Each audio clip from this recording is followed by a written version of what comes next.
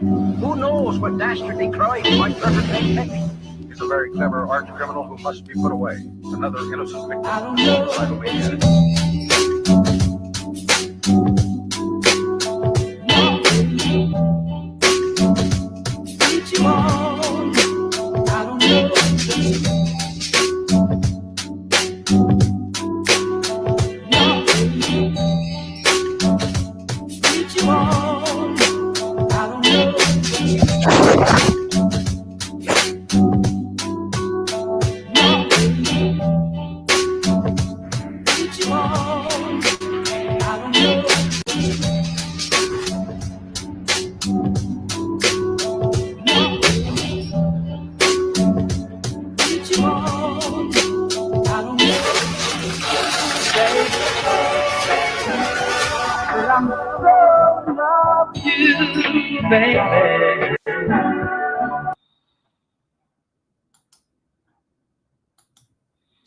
Hey, good morning, everybody. Today's going to be a very nice show. We're probably going to be on for 3 to 4 hours.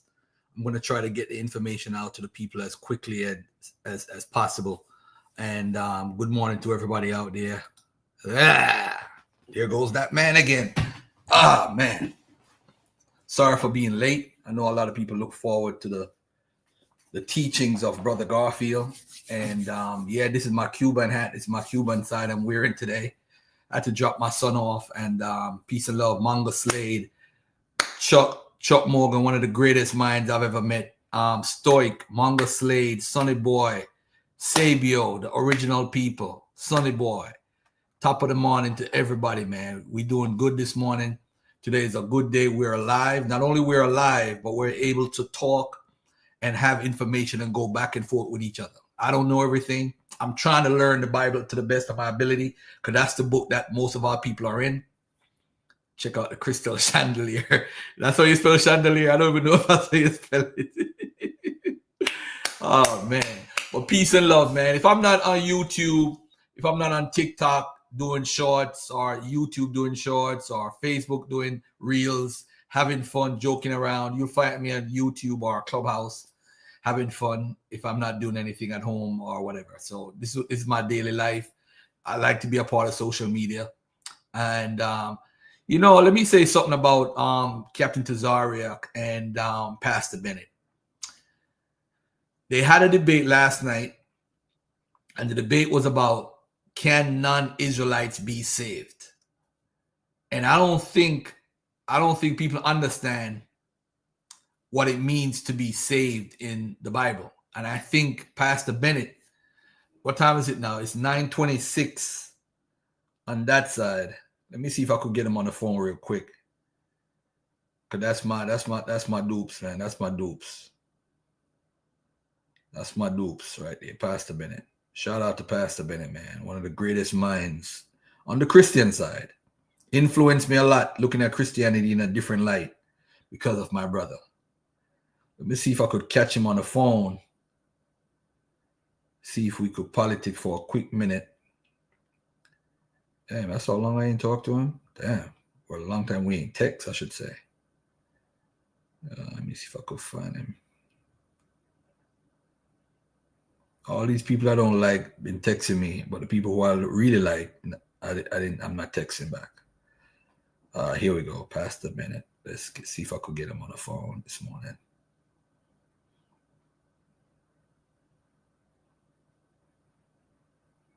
No, he's a busy man.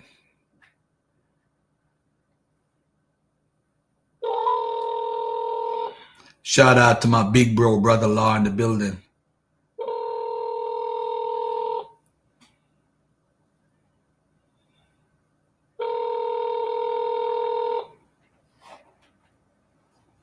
Biblical DNA, Sister Mika.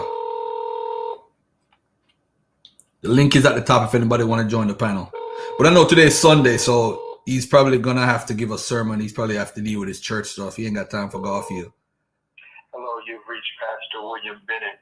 Sorry I couldn't get to your call at this Christopher moment. Iris, peace and love to you. Your name and your number. Mike Jackson. I will get back in contact with you as soon as possible. God bless you and have a great day. At the tone, please record your message. When you've finished recording, you may hang up or press 1 for more options. Hey, peace and love to you, my brother, Pastor Bennett. I've always told you that you're one of my favorite pastors, and I want to say that last night I did watch a debate, and you won the debate based off the topic. I think you won the debate, but I'm live on the air right now. I know you probably have to deal with church stuff on Sundays. But peace and love to you, bro. And great job last night. Peace. All right. Shout out to my brother Akwete Ama in the building. One of the greatest minds in our community. Top 5 that are alive. That brother is one of the greatest minds when it comes to biblical scholarship and understanding the text from an African perspective. One of the greatest minds. Shout out to Obi in the building. That one guy. Peace and love to you. JG, peace and love to you. Alex Torres, peace and love to you. Share the show to 10 people. Today, right? And by the way, do you guys like the avatar that was made? That's the first avatar I've ever made in my life and being on YouTube. I don't know how it came out. If it came out good looking, if it came out good, let me know how you think. Because I was the one that actually made this PTR. Hold on, let me show y'all. Let me show y'all what I did. Let me show y'all what I did. Boom, boom, boom. Oh, Pastor Bennett's calling me back. Pastor Bennett, sorry to bother you. I know you got your church stuff to deal with. What's up, man? I'm live on the air, just to let you know. I want to say to you, as a man to a man, you won that debate last night. Man. In the first 25 seconds, you did predict it. You predicted it. Let me ask you a question, Pastor Bennett. The name of the debate is, can non-Israelites be saved? Am I correct? Yep, it was is salvation also for non-Israelites. All right. So now let me ask you this. If you showed one person being saved that was not an Israelite, wasn't the debate over at that point? The debate is over. It's over unless we playing games. The debate is over. I think that Titus stuff you pulled out, you broke down the Greek. I don't think ISUPK captain is capable of even having a debate with you. Thank you. You said you was done with debates. I don't know why you even came out of retirement, but this was a waste of time. But that's what I said. I said, and I'm in no disrespect to the brother, but Captain Tazaryach is not educated enough to even understand what was happening in the debate. When a text is written in Greek and you can't understand Greek words, then it's pointless, really. So you got to be able to understand the Greek, and you got to be able to what we call exegete in the text. And then if it's just me saying what I believe about the Bible and you saying what you believe about the Bible, it's going to be a standstill because people going to line up with the lineup. But if you don't got no sources that you can bring out back to your point, there is not one source that he can bring out to back his point, which is why he didn't have not one source. He just read scriptures. I read scriptures. So what are we going to do with that, But yeah, no, once I showed one and once I showed for all men and showed the Greek and broke it down, it's a wrap. Proud of you, bro. Proud of you. Yeah, I mean, Jabari's going to be a waste of time, bro. We know virgin birth is not from Kemet. We know resurrection is not from Kemet. And we know what's a Christmas day or whatever is not from Kemet. We know all of that. Debate's over already. Don't worry about it. Don't even do it. Waste of time. Waste of time. Man. Appreciate you, brother. All right, take care, bro. Have a good service today, brother. Yes, sir. No doubt. Peace. Yeah, that's my path. That's the number one. When you talk about people from the Christian community that influenced me, Pastor Bennett is on top of the list.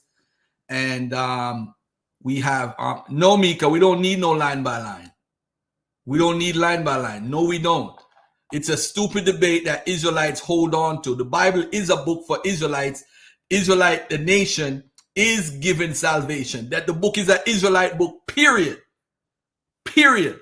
But can people out who is not Israelite, ethnically speaking, be saved? That's the conversation. And the answer is yes. Period.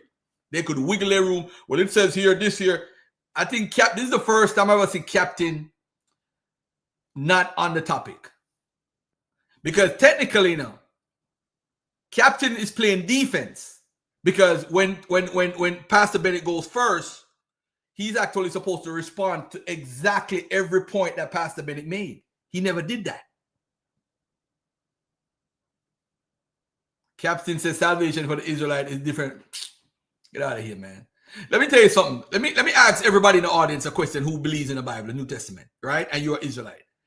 If the Edomite, as the white man, as you call him, decides to accept Jesus as his savior and decide to follow the law, statutes, and the commandments, can he be grafted in to salvation? Can he be saved?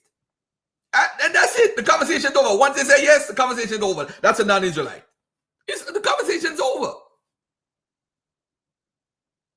It's come on.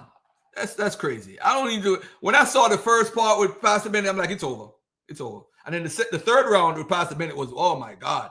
He destroyed, Romans 11. Listen, I'm on Clubhouse with Rodney. Nobody wants to debate Rodney and Romans 9-11 because it's the same thing. It's going to prove that they're wrong. They're wrong. Their doctrine is wrong. Let me show y'all something before I move on to anything else. This is the flyer for today. Do y'all like it? What do y'all think about it? I actually made this. Garfield made this. I have no computer knowledge, nothing. I actually made this flyer today. It's simple. It might look simple to y'all, but this is difficult. All right, for somebody of my intellect towards computer and all that stuff. All right. But anyway, today we're going to talk about Ron Dalton versus Bishop Nathaniel. It was on the brothers. I forgot the name of the brothers' channel, Domino, whatever. I don't want to disrespect him. Tazaryach versus Nature Boy, the gay lover. GMS exposed. There was a white Hebrew Israelite, black Hebrew Israelite. There was a white guy who was the head of an area in the GMS camp. I didn't even know this. But since we're talking about Captain Tazaryach right now, I want to break down something before we go any further. The 12-tribe chart has a problem. And the problem is Garfield is exposing that it really ain't got nothing to do with us. And it's being misinterpreted by people. All right, let's take a look at this right here. Hold on, let me make this bigger so that people at home could see it. All right, there you go. All right, this right here website is a beautiful website to use. It's called a Complete Bible Genealogy, right? So at the top, you see Simeon's name. See Ezra 48:24, Revelation 7:7. You see the name Simeon. Then you see all the brothers and sisters of the 12 tribes on the left-hand side. Now, this is Simeon where he's mentioned in the Bible. See, 45 occurrences in 40 verses. So Revelation 7:7 is the only time Simeon is mentioned in the New Testament. If you notice something too, in 1 Kings and 2 Kings, where it talks about the tribes leaving and going to Assyria or whatever, Simeon is not mentioned in this conversation. Simeon is not in that conversation. There's no conversation that Simeon has that points to the Simeon actually going to Assyria. So Simeon is a problem for the Hebrew Israelites. And I'm going to show you why too. I'll give you another example why.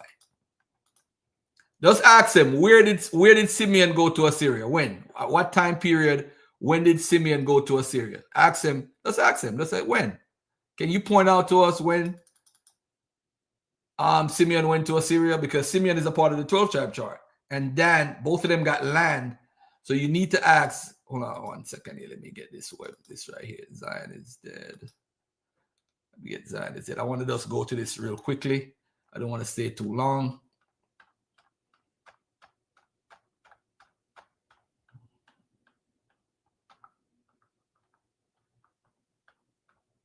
Boom, boom, boom, boom, boom, boom. Hold on 1 second.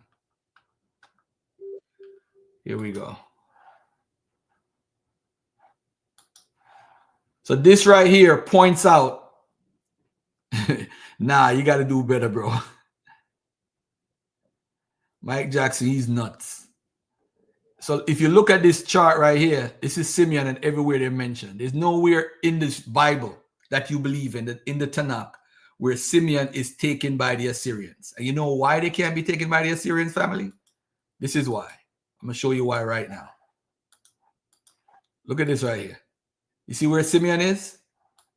Simeon is within the geographic location of Judah. There's nothing in the Bible that says Simeon was taken by the Assyrians. They would have to come into Judah, which is their friend, and defeat, get the Simeons from there. There's no records of that. So Simeon could not, has no reason to be on the 12 tribe chart. Don't have no reason. There's no way Simeon could have got to be Dominicans because they weren't exiled. They were always there. If you go back to that list that I had, the complete Bible genealogy, you go back to First Chronicles, they're in First Chronicles chilling. They're in Ezekiel chilling. They're in Revelation chilling. But there's no records of them in the biblical text. And I don't think even in the Apocrypha, they're talked about as far as going anywhere as far as that is concerned. You don't find that. But you do find them going into Edom and killing off Amalekite, 500 of them, and living there up until this day, according to Chronicles. You do find them in other areas of Judah, fighting people with Judah, but you don't find them going anywhere at all. So how did they get to be a lost tribe in the first place? They weren't lost. They were always there in Judah. Always in Judah. See, and then they go down to Edom and they fight the Amalekites and all that stuff, and they're good to go. So that's one of the things for the 12 tribe chart. The other one is Dan. Dan lent over 20,000 members of the tribe of Dan helped David when he was trying to take over and say, hey, establish him as king of Israel. They were a part of the clan that assisted, the tribes that came and assisted David. So even after they did what they did during the time of the judges, they were still existed as a tribe and they lived here. Then they moved up to the northern part of this side where Naphtali is. That's where they moved to. All right. So enough of that stuff right there. Let's get to some of these videos and do some commentary. Let's get to some of this stuff right here. All right. So let me get this out of the way. Hold on a second.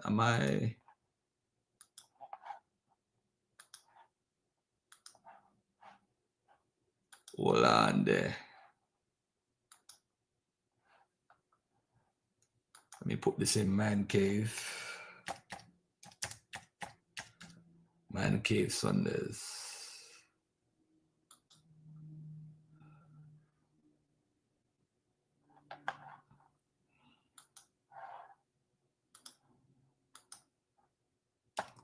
All right, and let me put this in Dagger Squad. All right. All right, and let me just share it to everybody. Boom, boom, boom, boom, boom.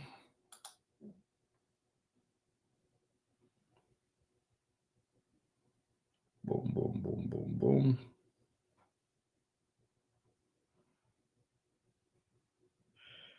Everyone, boom.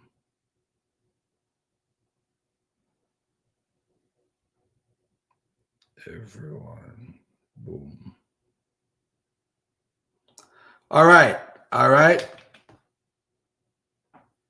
The Battle of the Salvations. Tete Usar Mayat Ra Seneferu. Big up yourself.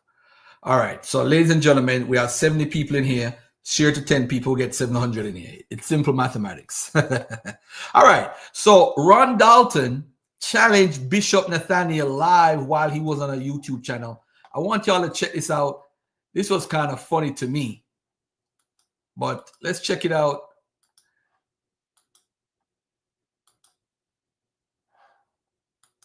Oh, wow. It's funny you say that. We have a school in Sister Lakita. Okay. All right. Thank you. Did Shalom. you enjoy the live Before I play this enjoy video, the hold live on one with second. the Let me bishop? give this guy his respect first, because we playing videos. We got to give people their respect. The video is from a YouTube channel called Something Nice with Dinano. Dinano or Dinano. I don't know how you pronounce it. And brother, if I mispronounce your name, please forgive your brother. It's not on purpose. All right. So the video is called IUIC Under Attack in Kenya, Banned in France, Bishop Nathaniel. And I spelled Bishop Nathaniel the Orthodox way. I will change it when the video is over, because I don't want people in IUIC to say Garfield is disrespecting Bishop Nathaniel. Although I think his teachings is wrong, I still don't have to disrespect the man. All right. So now,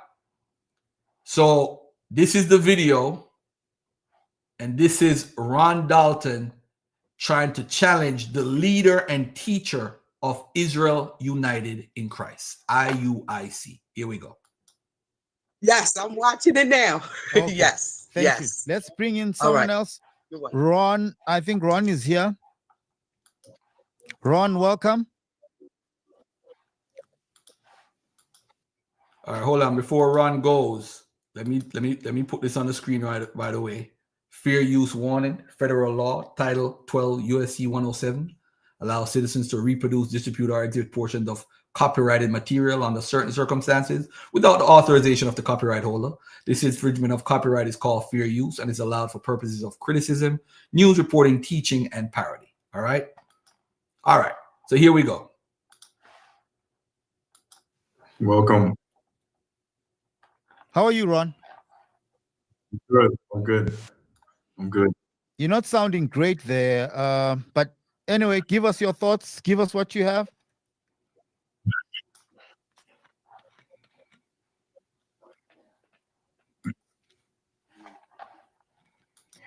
Ron, you're in.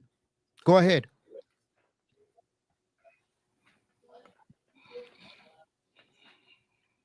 Okay, I don't know what's happening with Ron. All right, get the next one then. Get the next one. Okay. Yes. Ron, are you there?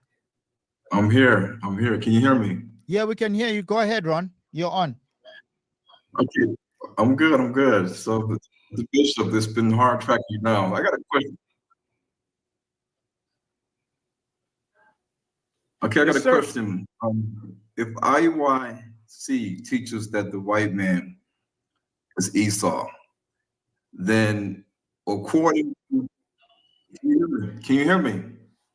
Your audio is bad, Ron. Your audio is bad. But go ahead. Okay. So here's the question. If the white, I'm here. Okay, there's a lag. There's a lag. I don't know why. Go ahead, Ron. Okay, so maybe I have to pause it. Can you hear me now? We can hear you. Can you hear him, Bishop? Yes, yes. No. Okay, here's a question. IYC teaches that the white man is Esau. So that means that any white race of people are the Edomites. And we know that they believe that the Asians or the Chinese are, I believe, Ammon and Moab. Is that correct, Bishop? Yep. Okay, so if the white race are the Edomites, and you said on Donato's channel that all Africans are Israelites except for the Nilots, we know that the 12 tribes chart tells us that all Latinos, Hispanics, and Native Americans and Negroes are Israelites.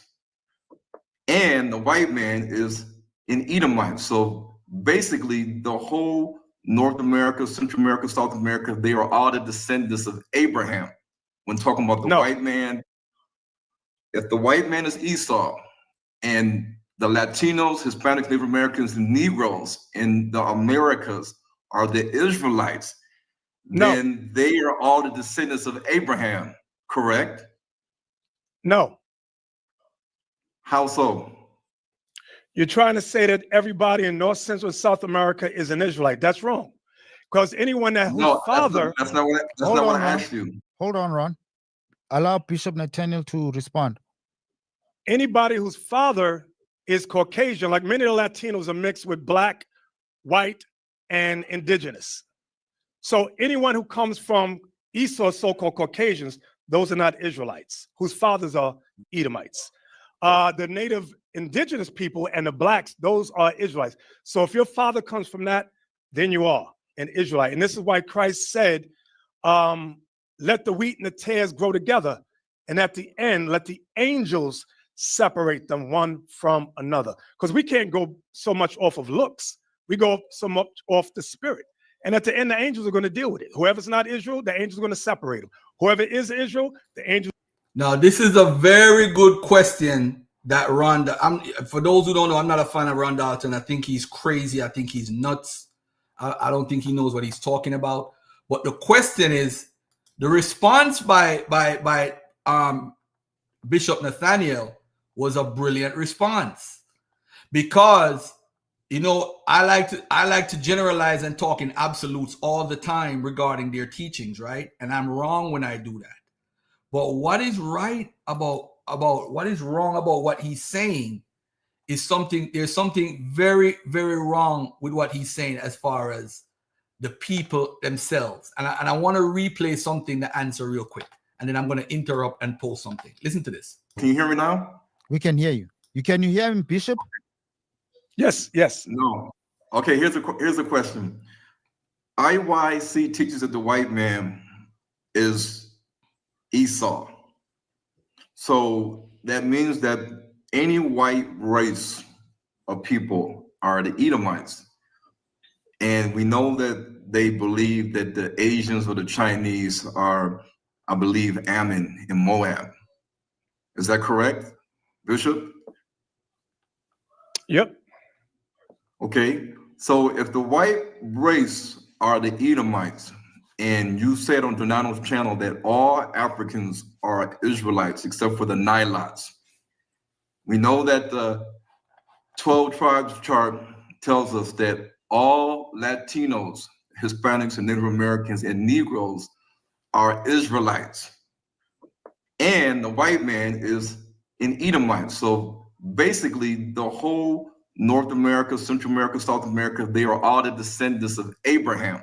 When talking about the white man, if the white man is Esau, and the Latinos, Hispanics, Native Americans, and Negroes in the Americas are the Israelites, then they are all the descendants of Abraham, correct? No. How so? You're trying to say that everybody in North, Central, and South America is an Israelite. That's wrong. Because anyone that whose father... That's not what I asked you. Hold on, Ron. Allow Bishop Nathaniel to respond. Anybody whose father is Caucasian, like many of the Latinos are mixed with black, white, and indigenous. So anyone who comes from Esau, so-called Caucasians, those are not Israelites. Now, I want to say this. For those who study science, I see pseudo killers in the building. Sister Tiffany, I see Mika, I see Juju, I see Onk, I see a lot of people from pseudo killers always in the building, right? And if you go to their channel, they'll break down the science as far as DNA, as far as population genetics and so forth, as far as evolution. I want to say this to everybody that's watching, right? Pay attention to this carefully. This right here, I showed this in my debate with Gorilla Hebrew, and I showed it. It actually should be 11,000 BC, not 13,000 BC, because it's 13,000 years ago. That was an error right there. But look at what it says. It says Native Americans descend from ancient Montana boy. Native Americans. Americans. It's a broad statement. And I'm going to tell you why they're talking so broadly. Look why. It's a genome of a 12,700-year-old infantized native peoples across the Americas to early hunting culture, the Clovis culture.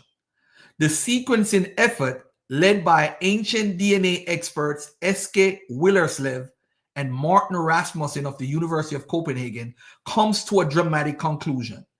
The 1 to 2 year old Clovis child, now known to be a boy, is directly ancestral to today's native peoples from Central and South America. Their data are very convincing that the Clovis Anzic child, bear in mind, they found him in North America, by the way, in Montana. They didn't find him in Central and South America. So their data are very convincing that the Clovis Anzic child was part of the population that gave rise to North, Central, and South American group, says geneticist Connie Mulligan of the University of Florida in Gainesville. But it don't only end here. It doesn't end there, family. Look at what it says here. The Native American paternal lineage. Let me see if you guys could read that. Is that big enough? You guys suppose you can read that. Look at this right now.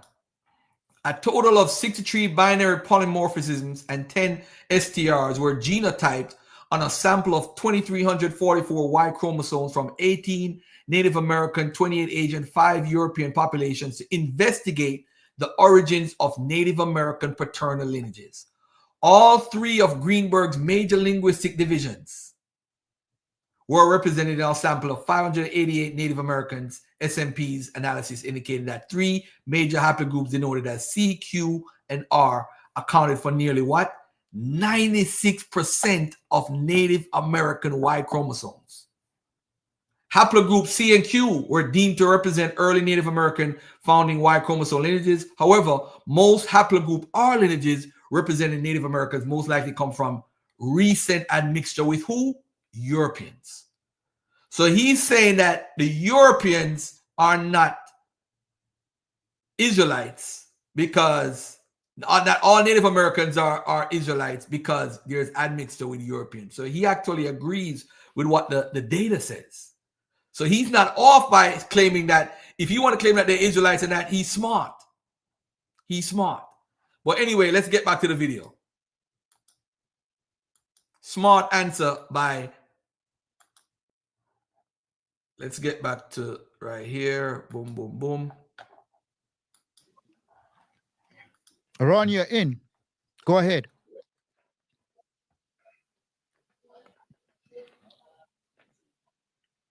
Okay, I don't know what's happening with Ron. All right, get the next one then. Get the next one. Okay. Yes. Ron, are you there? I'm here. I'm here. Can you hear me? Yeah, we can hear you. Go ahead, Ron. You're on. Okay. I'm good. I'm good. So the bishop, it's been hard tracking you down. I got a question. Okay, I got Yes, a sir. question. If IYC teaches that the white man is Esau, then according to, can you hear me? Your Can you hear audio me? is Yep. bad, Ron. Your audio is bad. But go ahead. Okay. So here's the question. If the white, I'm here. Okay, there's a lag. There's a lag. I don't know why. Go ahead, Ron. Okay, so maybe I have to pause it. Can you hear me now? We can hear you. Can you hear him, Bishop? Yes, yes. No. Okay, here's the question. IYC teaches that the white man is Esau. So that means that any white race of people are the Edomites. And we know that they believe that the Asians or the Chinese are, I believe, Ammon and Moab. Is that correct, Bishop? Yep. Okay, so if the white race are the Edomites, and you said on Donato's channel that all Africans are Israelites except for the Nilots, we know that the 12 tribes chart tells us that all Latinos, Hispanics, and Native Americans and Negroes are Israelites. And the white man is an Edomite. So basically, the whole North America, Central America, South America, they are all the descendants of Abraham. When talking about the No. white man, if the white man is Esau and the Latinos, Hispanics, Native Americans, and Negroes in the Americas are the Israelites, No. then they are all the descendants of Abraham, correct? No. How so? You're trying to say that everybody in North, Central, and South America is an Israelite. That's wrong. Because anyone that whose No, father, that's not what I Hold on, Ron. asked you. Hold on, Ron. Allow Bishop Nathaniel to respond. anybody whose father is Caucasian, like many of the Latinos are mixed with black, white, and indigenous. So anyone who comes from Esau, so-called Caucasians, those are not Israelites, whose fathers are Edomites. The native indigenous people and the blacks, those are Israelites. So if your father comes from that, then you are an Israelite. And this is why Christ said, let the wheat and the tares grow together. And at the end, let the angels separate them one from another. Because we can't go so much off of looks. We go so much off the spirit. And at the end, the angels are going to deal with it. Whoever's not Israel, the angels are going to separate them. Whoever is Israel, the angels will gather them in. Okay, I don't think you understood what I'm saying.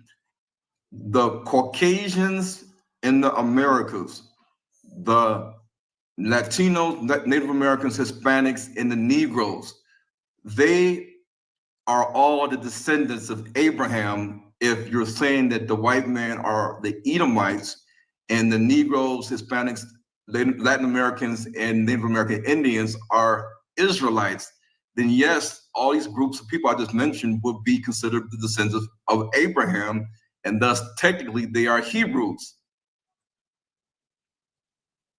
Yes?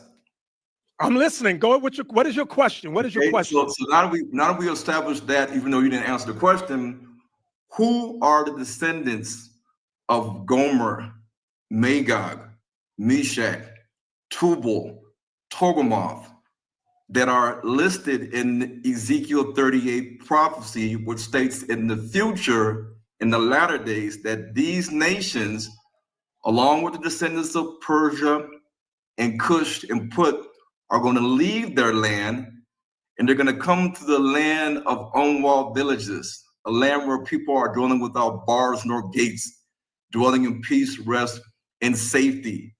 And it says in the future Ezekiel 38 prophecy that these Japhetic nations are going to have an evil thought, an evil scheme, an evil plan, an evil agenda against who? The Israelites and the land, because it says in Ezekiel 38 that they are going to come with the intent to steal, to plunder, to loot, and to prey upon the people, meaning the Israelites, their land, and all that is within it, like silver, gold, livestock. Obviously, arable land is something that is a raw material. You can use that to farm. So shouldn't we or you teach who are the descendants today of Japheth's sons, Gomer, Magog, Meshach, Tubal, and the son of Gomer, Togarmah? Who are they today, Bishop? Okay. Ron, Great, let's Joseph allow Bishop Nathaniel to answer now. We'll keep you in the back end and we'll allow the people to come in. Bishop, did you get the question? Yep, I got it. It has nothing to do with the topic. Like I knew he would come up with some confusion. But anyway, give me Revelation 20:7. It has nothing to do with Kenya. Keep it It has nothing to respectful. do Let's with keep it France. respectful, Bishop Nathaniel. Let's keep it respectful. Works both ways. Revelation 20:7. The book of Revelation, chapter 20 and verse 7. And when the 1,000 years are expired, So this is after the kingdom, 1,000 years after the kingdom is set up. Satan shall be loosed out of his prison Satan shall be loosed out of his kingdom. and shall go Out of his what? out of his prison Out of his prison. Excuse me. Go ahead. and shall go out to deceive the nations Mhm. which are in the four quarters of the earth, Right. Gog and Magog, to gather them together to battle, the number of whom is as the sand of the sea. Right. So now let's find out who that is. Give me Isaiah 24. So this Satan that it's talking about, it's not just a spiritual Satan. It's talking about the white man. Okay. Isaiah 24 and 22, it says the same thing. Isaiah chapter 24 and verse 22. And they shall be gathered together as prisoners are gathered in the pit. So these prisoners gathered in the pit are the same ones in Revelation 20:7. Satan and his minions, which goes with Esau and his allies. Go ahead. And shall be shut up in the prison. And they're going to be shut up in the prison. Where's this at? The Caucasus Mountains. Scythia, that whole region up there. Go ahead. And after many days shall they be visited. When it says after many days they shall be visited, they shall be loosed. Hold So on these there, hold on there, Europeans, hold on there, even hold those on Europeans there, that are hold on there. It just said something important. Y'all missed it, but I caught it. This is the 119 mark, right? Let's go to, what is it? 119. Did he say Scythia? Because this is important right now. talking about the white man. Okay. Isaiah 24 and 22, it says the same thing.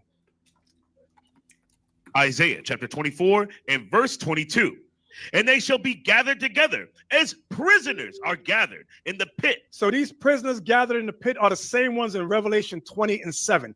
Satan and his minions, which goes with Esau and his allies. Go ahead. And shall be shut up in the prison. And they're going to be shut up in the prison. Where's this at? The Caucasus Mountains. Scythia, that whole region up there. Go ahead. Scythia. Do you know that some Israelites teach that the Scythians are the Israelites that made up the 12 the tribes that came over and is in the Americas? Yawasap, Priest Daniela,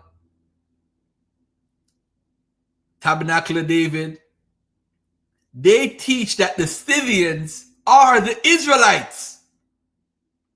Now, ladies and gentlemen, we got primary sources of Scythians being described as pale-skinned people, white people. But these crazy people, or you don't know Bible, they believe ISUPK teach it too. Because I asked Captain on Clubhouse. So this is how the 10 tribes got over here. That Arzares verse in 2nd Esdras, they said it's relating to the Scythians. The Scythians are the ones that came over. So when he said Scythia, now I need to find out if IUIC teach that, because he obviously there's a problem that. Look at this right here. See, I'm not lying. Look at this. This is a 12 tribe guy, not the Scythian, not the Scythian. Some of the 10 tribes became Scythian. How could the 10 tribes become white people?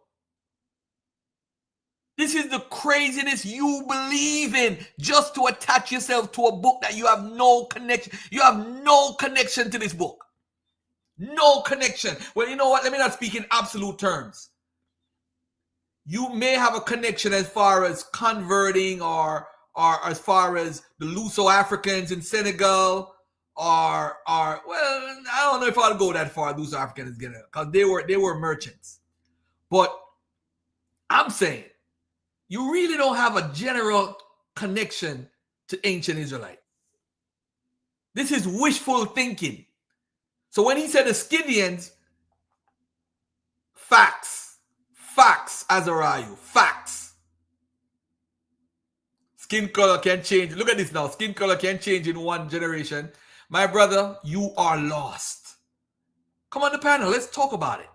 You see, people come on here because the reason why Israelites listen to me, because they're like, why does Garfield not believe that we are the Israelites? Because no one has been able to prove it. No one has been able to prove that they're an Israelite. I've never yet. They get personal. Oh, I don't need to prove it. You don't ask the white people to prove that. I don't believe anybody's an Israelite. But I do believe people can be Jews, stressed from the Jews, from the Babylonian Jews, the Persian Jews that remain, the Babylonian Jews that remain in Babylon. Their descendants are the ones that are in Israel today. Operation Ezra and Nehemiah. They were sent back to Israel. When the Sephardic Jews in the Iberia area, Portuguese and the Spanish Jews, a lot of them went back to literally to Israel. They went to Serbia, they went to Yugoslavia, they went to Switzerland, they went to Sweden, they went to Germany, they went to many places. They went to Africa. A little bit of them went to Africa, probably less than 500, because they have. By the way, too, did y'all know that the population of Israelites or Jews in the world in the 17th century was about 1 million? The population. So how did that become 12 million, or the majority of the 12 million that came over on the slave ships, if there was only 1 million Jews? Oh man, another dagger. But anyway, I'm gonna leave that alone. But this is very interesting. You see, I pay attention, yo. You see, I'm the only person, and I'm gonna be very frank with y'all. As an opposing view to the Israelites, I'm the only threatening person. Only threatening person. Watch this. That actually studies Hebrew Israelism. And I'm going to tell you why. If you look at Shakamos with the King James stuff, it was weak. You're not changing nobody's minds about King James. When he talks about the Hebrew Israelites, he talks to say Egypt, they stole from Egypt and all this craziness. Let me see what the big bro sent me now. What did Robon send me now?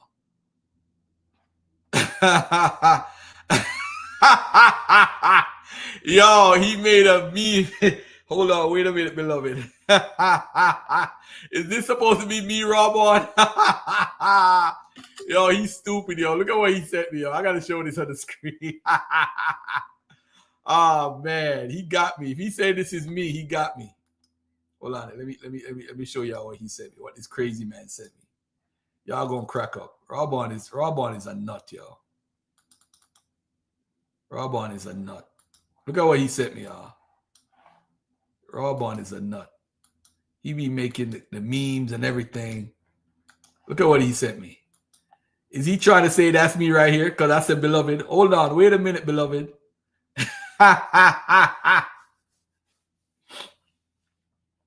Hold on. Wait a minute, beloved. Hold on.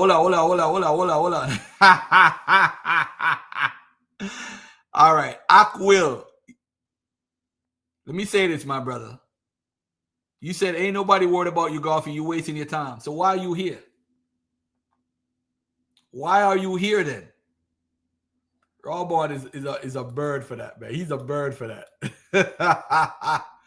All right, let's get back to this video right here. And after many days shall they be visited. When it says after many days they shall be visited, they shall be loosed. So these Europeans, even those Europeans that are mixed race with other races, with Japhet, that's what it's going into, okay? And I said I don't see what it has to do with what we're talking about. Hey, one point I got to make to Bishop Nathaniel is that 30 to 40% of African Americans have the R marker, the same R marker that was infecting the Native Americans. So that means African Americans have a problem as far as going by the father, as you say, Bishop Nathaniel. I would like to have that conversation with him. I wish I knew he was here. I'd have called in. You know what I'm saying? But anyway, let's go back to the video. But that's the answer. Okay, Even Ron. the mixed He didn't give an answer. He just said Europeans, Caucasians, white people, according to their teachings, they are all Edomites. Okay. Yep. Your parting shot, Ron. Okay, Europeans and Caucasians are Edomites, correct? Yep. So how did you explain to us who are the descendants today of Japheth's sons, Gomer, Magog, Meshach, Tubal, and Togarmah? You did not explain that. A lot of those, yes, I can explain it. Okay. If you get history books, it shows that those are many of the Polynesians, the Hawaiians, many of them of Thailand, a lot of them, that's them. Because when you look at the archaeology, they are brown skin. Hold on. Bishop, hold on. Ron, hold on, Bishop, hold on. Ron, I want you to say your parting shot, and then we'll take you out, and then we'll allow other people to come in. I don't want it to be a debate now. It's maybe something we can set up, but your parting shot, and then we'll allow Bishop Nathaniel, and then we'll take you out. We'll allow Bishop Nathaniel to respond. Go ahead. So again, you have Ivan Van Sertima. When you look at his books, it shows you he has many ancient archaeology of Gomer, many of them, and you can see that they're brown complexion with wavy hair. These are many of your Polynesians, some of them, Hawaiians, some of them, not all of them, but some of them. That is Japheth's sons. That's them. Okay, Ron, thank you very much. So the problem, this is the last thing I want to say. Bishop Nathaniel and IURC, they did videos in the Pacific Islands, like Papua New Guinea and Fiji and other islands, saying that you guys are the Israelites. So how can these black people that you guys are going into these islands claiming that you're teaching them that they're the Israelites? How can they be the descendants of Japheth, Gomer, Magog, Meshach, and Tubal, when I just seen the video the other day, you were in Papua New Guinea teaching that these black Pacific Islanders are the Israelites. So what is it? Good job, Ron. Good job. Okay, let's go to Isaiah 11:11. Let me explain it. Hold on a second. Let's go back a little bit. So these Europeans. So he's contradicting himself live on the air, because if he's saying that they are Israelites, then he said that they're related to the people in Papua New Guinea are Israelites. Yo, this is hilarious. Good, Ron Dalton. Oh my, I can't believe I'm cheering for Ron Dalton right now. This is unbelievable. Biblical DNA, yes. If he's saying that, and he confirmed it, Bishop didn't deny it. They didn't deny it. So how are these, everybody who is black is an Israelite? It's craziness. Listen to this again, family. Even those Europeans that are mixed race with other races, with Japhet, that's what it's going into, okay? And I said, I don't see what it has to do with what we're talking about. But that's the answer. Okay, even Ron. the mixed He didn't give an answer. He just said Europeans, Caucasians, white people, according to their teachings, they are all Edomites. Okay. Yep. Your parting shot, Ron. Okay, Europeans and Caucasians are Edomites, correct? Yep. So how did you explain to us who are the descendants today of Japheth's sons, Gomer, Magog, Meshach, Tubal, and Togarmah? You did not explain that. A lot of those, yes, I can explain it. Okay. If you get history books, it shows that those are many of the Polynesians, the Hawaiians, many of them of Thailand, a lot of them, that's them. Because when you look at the archaeology, they are brown skin. Hold on. Why hold on. Bishop, hold on. Ron, hold on, Bishop, hold on. Ron, I want you to say your parting shot, and then we'll take. According to their teachings, they are all Edomites. Okay. Yep. Your parting shot, Ron. Okay, Europeans and Caucasians are Edomites, correct? Yep. So how did you explain to us who are the descendants today of Japheth's sons, Gomer, Magog, Meshach, Tubal, and Togarmah? You did not explain that. A lot of those, yes, I can explain it. Okay. If you get history books, it shows that those are many of the Polynesians, the Hawaiians, many of them of Thailand, a lot of them, that's them. Because when you look at the archaeology, they are brown skin. Hold on. Bishop, hold on. Ron, hold on, Bishop, hold on. Ron, I want you to say your parting shot, and then we'll take you out, and then we'll allow other people to come in. I don't want it to be a debate now. It's maybe something we can set up, but your parting shot, and then we'll allow Bishop Nathaniel, and then we'll take you out. We'll allow Bishop Nathaniel to respond. Go ahead. So again, you have Ivan Van Sertima. When you look at his books, it shows you he has many ancient archaeology of Gomer, many of them, and you can see that they're brown complexion with wavy hair. These are many of your Polynesians, some of them, Hawaiians, some of them, not all of them, but some of them.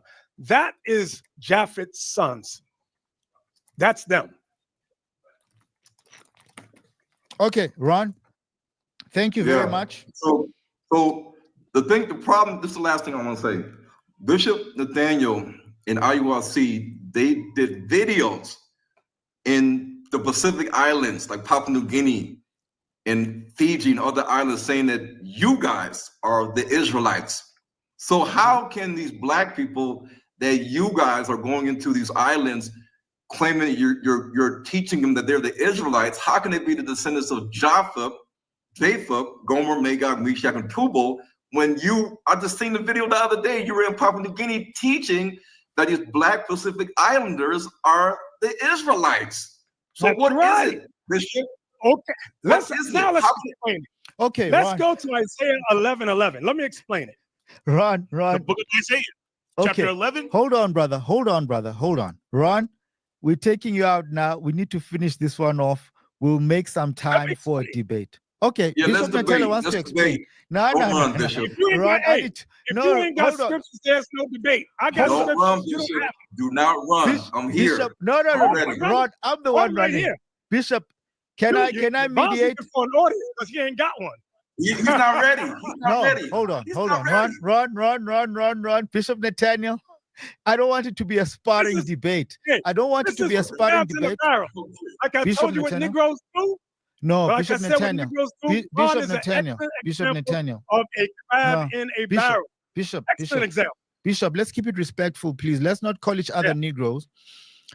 Ron, I'm going to take you out now. We'll allow Bishop Nathaniel to answer. I don't want it to be a debate for now. We were just catching up on what's happening with IUIC. We will set up something. If we agree on each side, now I'm feeling like Don King trying to put together a fight here. And I do not want it to get to that because we are here to uplift the nation, right? We are here to uplift the nation. Go ahead, Bishop. Hey, I would have sat down with Ron, but the way he's coming, I don't like the spirit. So now I'm saying I won't sit down with him. But I am going to answer his question in Isaiah 11 and 11. Let's read that. Isaiah chapter 11 and verse 11. And it shall come to pass in that day that the Lord shall set his hand again the second time to recover the remnant of his people, which shall be left from Assyria. That's the areas of Turkey. Go ahead. And from Egypt. And from Pastoral. Sudan. And from Cush. Ethiopia. And from Elam. East India. What? Pastoral is what? Yo, this guy is pseudo. I see what Orthodox boy is talking about. Yo, listen to what he's saying when the guy is reading the scriptures. Let's take a look at what he's saying. Question in Isaiah 11 and 11. Let's read that. Isaiah chapter 11 and verse 11. And it shall come to pass in that day that the Lord shall set his hand again the second time to recover the remnant of his people, which shall be left from Assyria. That's the areas of Turkey. Go ahead. And from Egypt. And from Pastoral. Sudan. And from Cush. Hold on there. Assyria is Turkey? When is Assyria Turkey, y'all? Are y'all listening to this? When is Assyria Turkey? When is Assyria Turkey? Come on, family. What are we doing? What are we doing? Who is correcting him? Let me look in the chat if people are correcting this, by the way, too. Let me go in the chat. Let me look at the replay. Oh, the replay is not available. Ah, man. This is crazy. So this is 123. Let's go to 124. Let's see again. Let's start again. Hand again the second time to recover the remnant of. Hold on a second. Assyria. Pastoral is in Egypt. Cush is in Egypt. He said Pastoral is in Egypt. What is he talking about? And Cush is not Ethiopia. It's Nubia. These guys don't know what they're talking about, man. And they got the masses following the foolishness of his people, which shall be left from Assyria. That's the areas of Turkey. Go ahead. And from Egypt. And from Pastoral. Sudan. And from Cush. Ethiopia. And from Elam. East India, Iran. And from Shinar. Iraq. And from Hamath. Syria. And from the islands of the sea. In the various. And from Pastoral. Sudan. And Pastoral is not Sudan. Pastoral is in Egypt. Pastoral is in Egypt. Hold on a second. Let me find it right here. Right here. If y'all don't believe me, right here. Look at this right here, family. Don't take my word for it. Take their Bible. Their Bible. They take their word for it. See right here. Pastoral is a region mentioned in the Bible, often associated with Upper Egypt. The name Pastoral is derived from an Egyptian term, Patoris, meaning the land of the south. It's referencing the prophetic nature of the Old Testament. The Cush that they're referring to is identified with the area south of Egypt, which is Nubia, corresponding to modern-day Sudan. Elam, southwestern Iran. Shinar is in Mesopotamia. Hamath is in ancient city. Island of the Sea is a biblical term that generally refers to distant lands or coastlands, often across the Mediterranean Sea. So these are areas where Israelites were sent. But let's take a look at this right here. He said the Assyria, a major empire. Let's take a look at Assyria.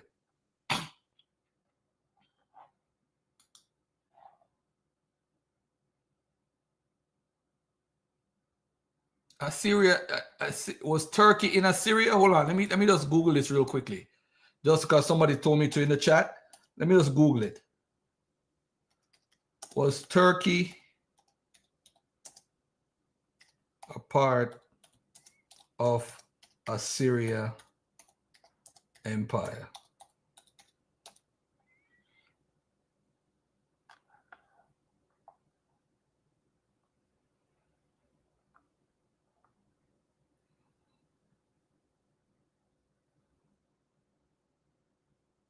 Okay. All right. I see what the person is saying. But listen to this, though. The reason why Assyria is mentioned in Isaiah 11:11 is because where they took the tribes, when they took the tribes from the north, when they took the people from Naphtali and Dan and Manasseh and Reuben and whatever and God, that's why they said Assyria. That's where the remnants of them were. Because if you read 1 Chronicles 5:26, it tells you that they still were in Assyria. All right. But anyway, let's get back to the video. This is crazy right here. He said Pastoral is where? Oh, man. Y'all crazy in here, man. Y'all crazy if y'all believe this nonsense. Hand again the second time to recover the remnant of his people, which shall be left from Assyria. That's the areas of Turkey. Go ahead. And from Egypt. And from Pastoral. Sudan. And from Cush. Ethiopia. And from Elam. East India, Iran. And from Shinar. Iraq.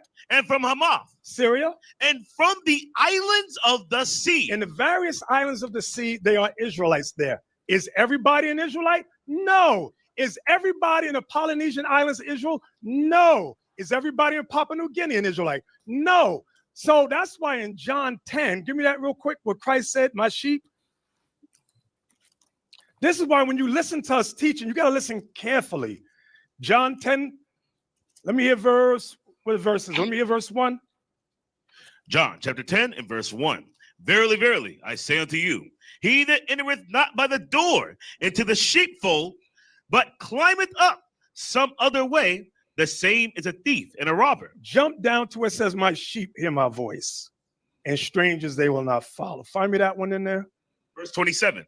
My sheep hear my voice, and I know them, and they follow me. So when we go, like in America, we'll say, you black people are Israelites. Are all black people in America Israelites? No, because some of them got Chinese fathers, some of them got white fathers. We know that. So in Papua New Guinea, Polynesian Islands, when we say you guys are Israelites, are they all Israelites? No. Some of them have Chinese fathers. Some of them got Japhetic fathers. So guess who's going to come? Read it one more time. These are the ones that's going to repent. Read. My sheep hear my voice, and I know them, and they follow me. Read. And I give unto them eternal life, and they shall never perish, neither shall any man pluck them out of my hand. And we stand on what Christ said. We don't stand on what any Negro says. We're always going to stand on what Christ, the Black Messiah, says. Okay? Thank you. Okay, Ron, we're taking you out. Thank you for joining us. We will try to get you to talk to I Bishop didn't like Nathaniel. His if you came humble and speak right, I would have did all right. But no, it's fine. He's coming back.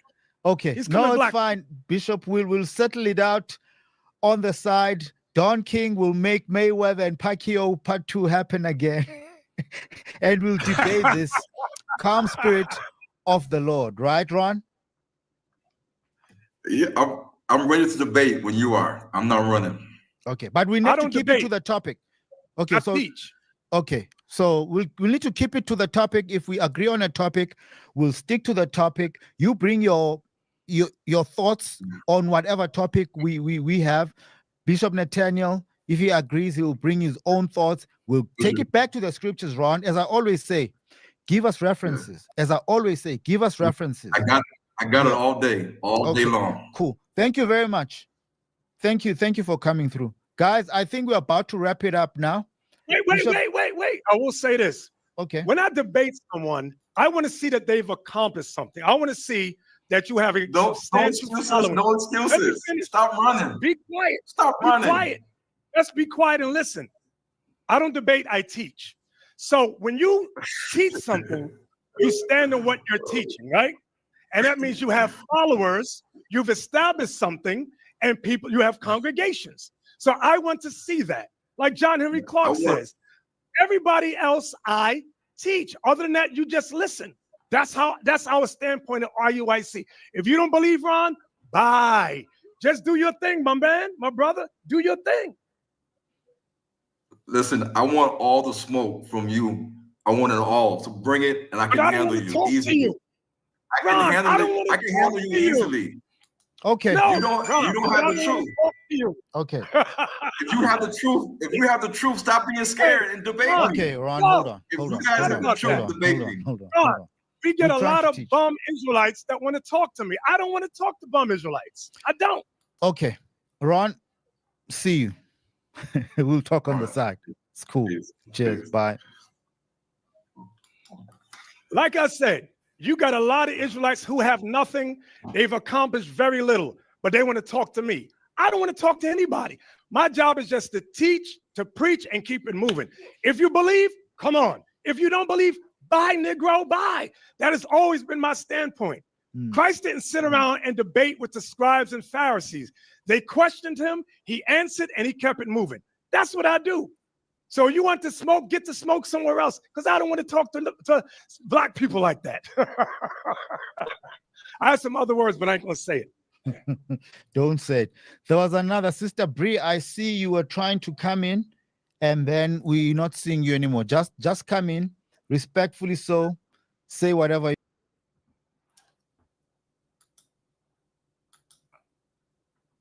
Oh man, that was interesting.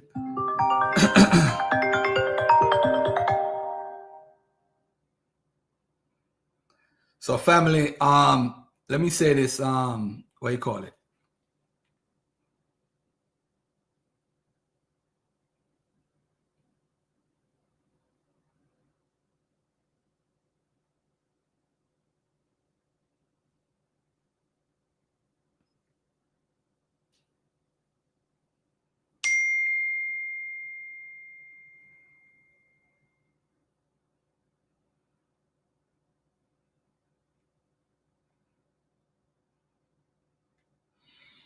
All right. So listen. I saw this video.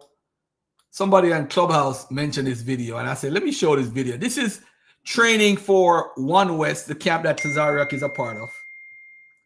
And family, look at this right here. This is absolutely nuts.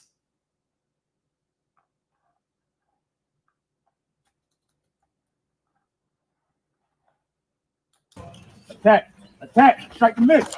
Attack. There you go. Open your eyes. You got to open your eyes, brother. There you go. Strike the miss. There you go.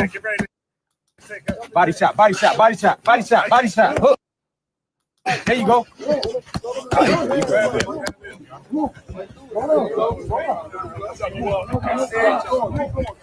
Water here.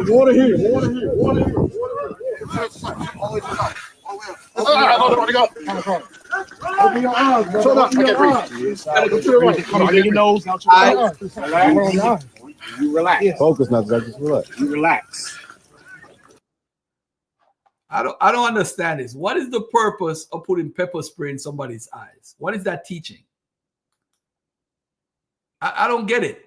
Maybe one of y'all could help me to understand this.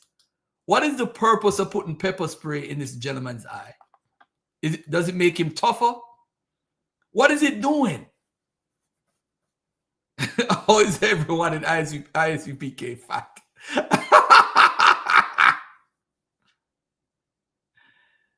What?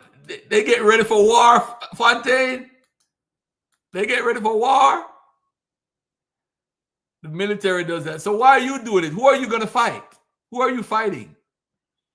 Military boot camp for what? What are you training for? Who are you going to war with? The government?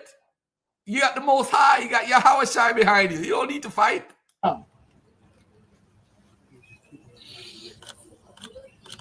Double jack. Open your eyes up. Attack, strike the miss. Attack. There you go. Open your eyes. You got to open your eyes, brother. There you go. Strike the miss. There you go. Body shot. Hook. There you go.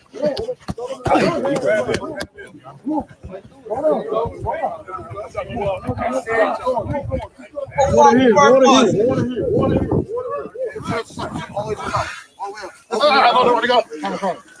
Open your eyes, bro. Shut up. I can't breathe. Come on, get your nose out your mouth. You relax. Focus now, just relax. You relax. Relax your breathing. Focus on your mind. Relax. What is the purpose? I can get your left off. It's not really. Let me give you a hand. Let me see something.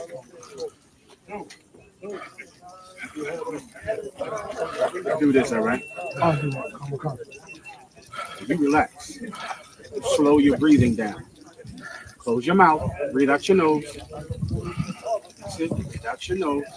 In your nose and out your mouth. Just focus. Focus. Let him stop. Anymore.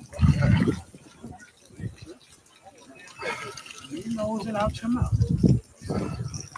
Just gathering yourself together. It's mental. Focus. Going live. Going live.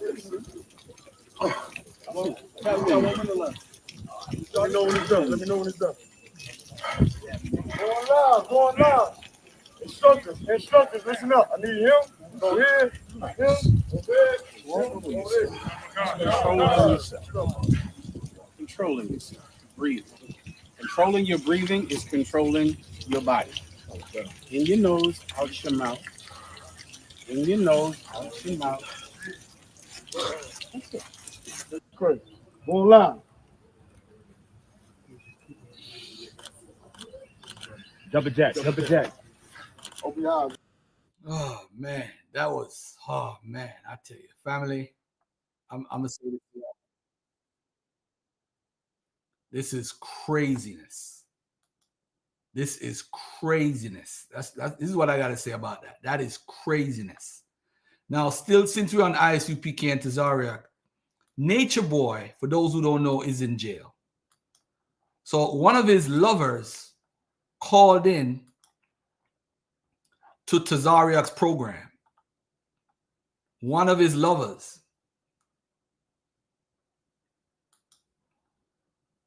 Family.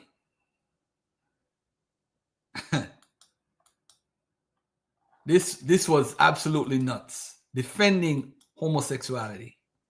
Check it out. Jamal, you there, brother? Yeah. You? Peace, brother. I'm here. All right, you got a question or comment? Yeah. I'm a Hebrew Israelite, but I'm a supporter of Eligio Bishop. Who's that? The Christ. I don't know who that is. I know you talk to his Nature Boy wives. Eligio Bishop is Nature Boy. Oh, you a No. I'm a you like, definitely a gay lover. Speak up for her. You a gay lover. You definitely a gay lover. lover. Let's talk about the knowledge. Wait. None of you Nature Boy gay niggas will come on my platform and talk about nothing but the dick he like. He like sucking dick. He like taking dick. And you probably like sucking dick and taking dick too. All of y'all like sucking dick. Why and you taking afraid to talk about the knowledge? Because any nigga, any man that'll take, I'm talking to you now the same way. Any man that'll take a dick up his ass and suck a dick can't tell me about knowledge of Christ. And that's you. Why you so infatuated with that though? No, I don't suck dick. You do though. Nature Boy do though. He has anal sex with men. Yeah, no, nigga. Remember, you want to talk about knowledge. That's the only knowledge y'all need to hear, because you see how nasty it sounds when I talk about it. It ain't nasty to you though, because you like doing it. You are effeminate. No. You will not. I'm not hearing nothing. I'm not hearing nothing from a dick sucker. He's Yahweh. He's the Most High God. He's Christ. No, he's not. No, he's not. How much of his rod did you put in your mouth? He fulfilled prophecy. How much of his rod did you put in your mouth? You're going to have to repent. Why you can't answer the question? Yo, Captain Tazaryach is crazy. He said, how much of his rod did you put in his mouth? The dude said he's fulfilling prophecy.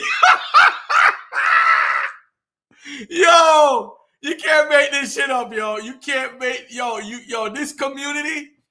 Let me tell you something. If you want a good laugh, listen to Captain Tazaryach. And let me tell you who else you need to listen to. Listen to, oh man, there's a couple people out there, but bruh, he said, How much of his dick did he put in his mouth? He's fulfilling prophecy. God, he's Christ. No, he's not. No, he's not. You he did everything Christ did. How much of his rod did you put in your mouth?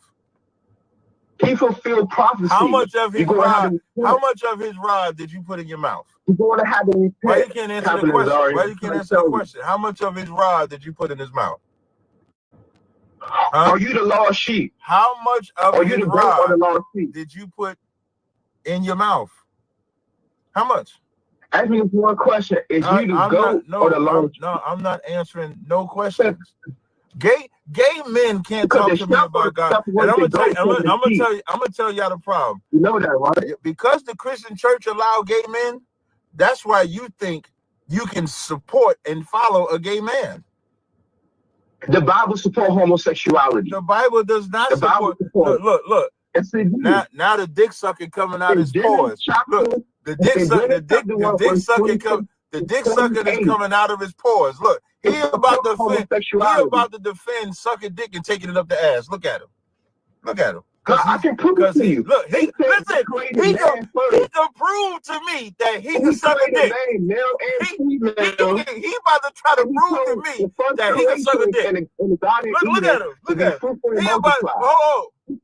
I'm gonna give you the floor. Wait. I'm gonna give you the floor. Wait, slow down. I'm gonna just say something and I'm gonna give you the floor. This is the problem with cults.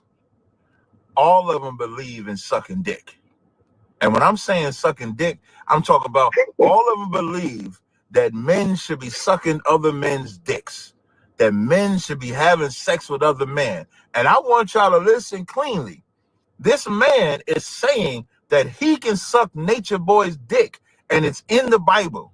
That he can get fucked by Nature Boy, and it's in the Bible. That's what this man is saying on his live stream. And this nigga want to talk to me about knowledge. Now defend that shit, nigga. Defend it. Look, and you can go to Genesis chapter 1, verse 26 to 28. What it says, right? And God said, "Let us make man in our image, after our likeness, and let them have dominions over the fish in the seas, and over the flow of the air, and over the cattle, and over the earth, and over every creature and everything." You feel me? Right. And chapter 27 says, "So God created man in our image. In the image of God created him, male and female, created he them." So when they say them, it was not talking about one. It was talking about more than one. But he created them in man image, right? Now let me tell you what fact.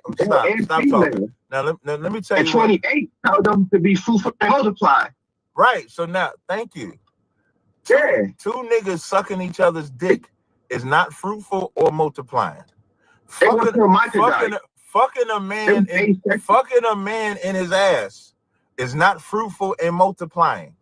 But when you have a gay demon on you, you are an absolute demon and demonic.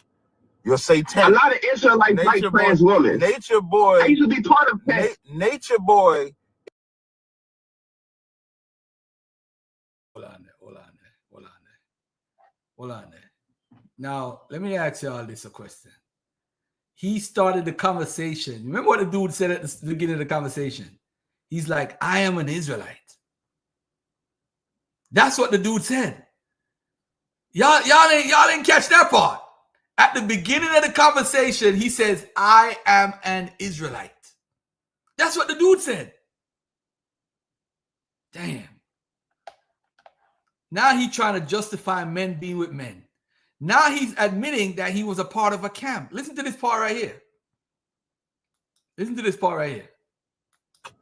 You're satanic. A lot of Israelites like trans women. Nature Boy. I used to be part of that. Nature Boy is demonic. A lot of Israelites like trans women. I used to be a part of a camp. I hope it ain't the camp that I think it is. And satanic.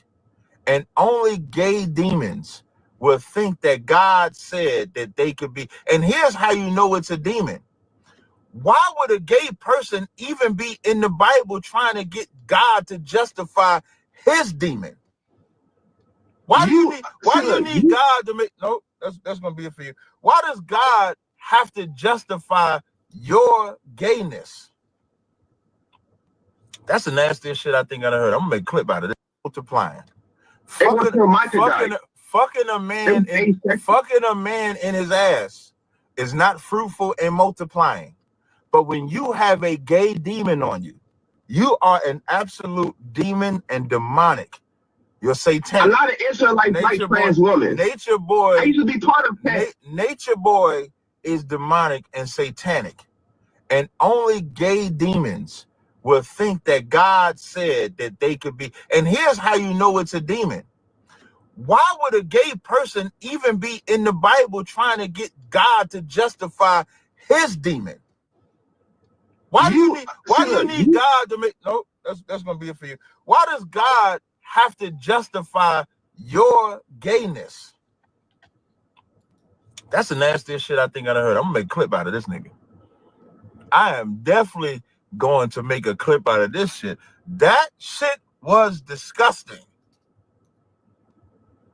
And that nigga stayed on hold. I'm mad I called the nigga back. Yeah, do y'all know the whole time? You know why I talked to him the way that I talked to him?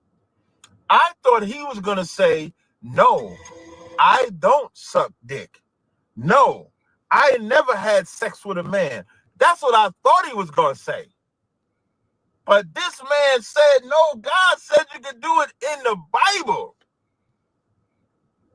Sister Tazaryach said, Cat, what you deal with on a daily is diabolical. That was diabolical. I gotta take another call. I have to, because I said I was gonna take 2 more calls. I definitely got to take 2 more calls. Delaf said he was flattered. That, like, I don't like, man, cults. Like, listen, man, we have this term in ISBK says cult leader. Like, I'm a cult leader. Our cult is short for culture, Israelite culture, meaning the law, statutes, commandments. That's our cult. You ain't never gonna hear us. We ain't gonna be in the wilderness nowhere. Commander Jenny Hanna ain't gonna be God or Jesus. We ain't worshiping Jenna Hyman. We ain't doing none of that. And I don't understand how in 2025, how stuff like this still happens.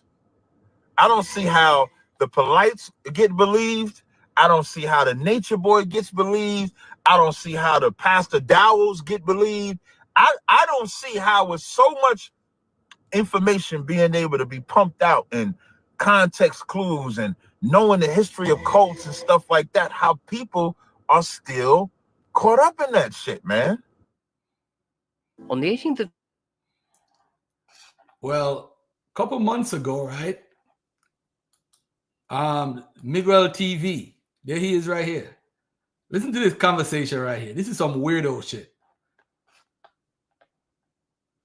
Yes. Moabites. Yeah, I seen them behind the door, behind the scenes, kiss Moabites on the cheeks and everything. They do a lot of stuff in Los Angeles that you be like, oh man, what the hell? What group? Like, how did you join the Hebrew Israelite community? Did you come in through a group? No, we're the first group to come out of Los Angeles. You can look up Shield of Wisdom. Shield of Wisdom. He been out here for years. Then later on, Zabak came out here. Later on, IUIC came out here. Later on, ISUPK came out here. They came out here like 2010, 2011. They went out. This man, Shield of Wisdom, was the first to start in LA. He brought Zabak to Los Angeles. Gotcha. Yo, so I know Shikari's deep out there now. Shikari's big in San Diego. No. So he lives in Atlanta. He left from out he was in San Diego. Okay. Well, yeah, but he lives in Atlanta now. Atlanta, I would say, is probably number 2 right behind Los Angeles with the LGBTQ stuff. Yeah, you talking about Guerrilla Hebrew. Now I don't know if Guerrilla Hebrew is doing it. I don't know about that, what he does. I know Zabak. Personally, Zabak. Me and Zabak was doing this. Right. And well, y'all was doing that together, or y'all was separately doing the same thing? We wasn't like hanging with each other, but we was doing it in terms of both going to that West Hollywood. Ask anybody in LA or on the East Coast that been out to LA about Santa Monica Boulevard. They know right what we talking about.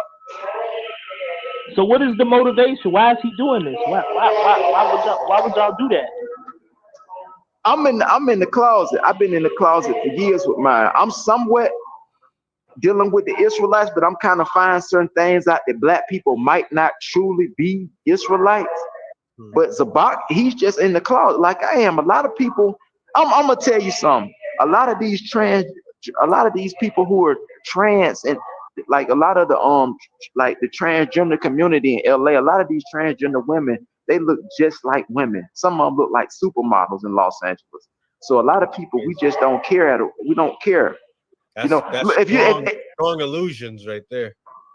Look up Sydney Starr. We got them looking like that out here. When we see things like that, a lot of people are engaging.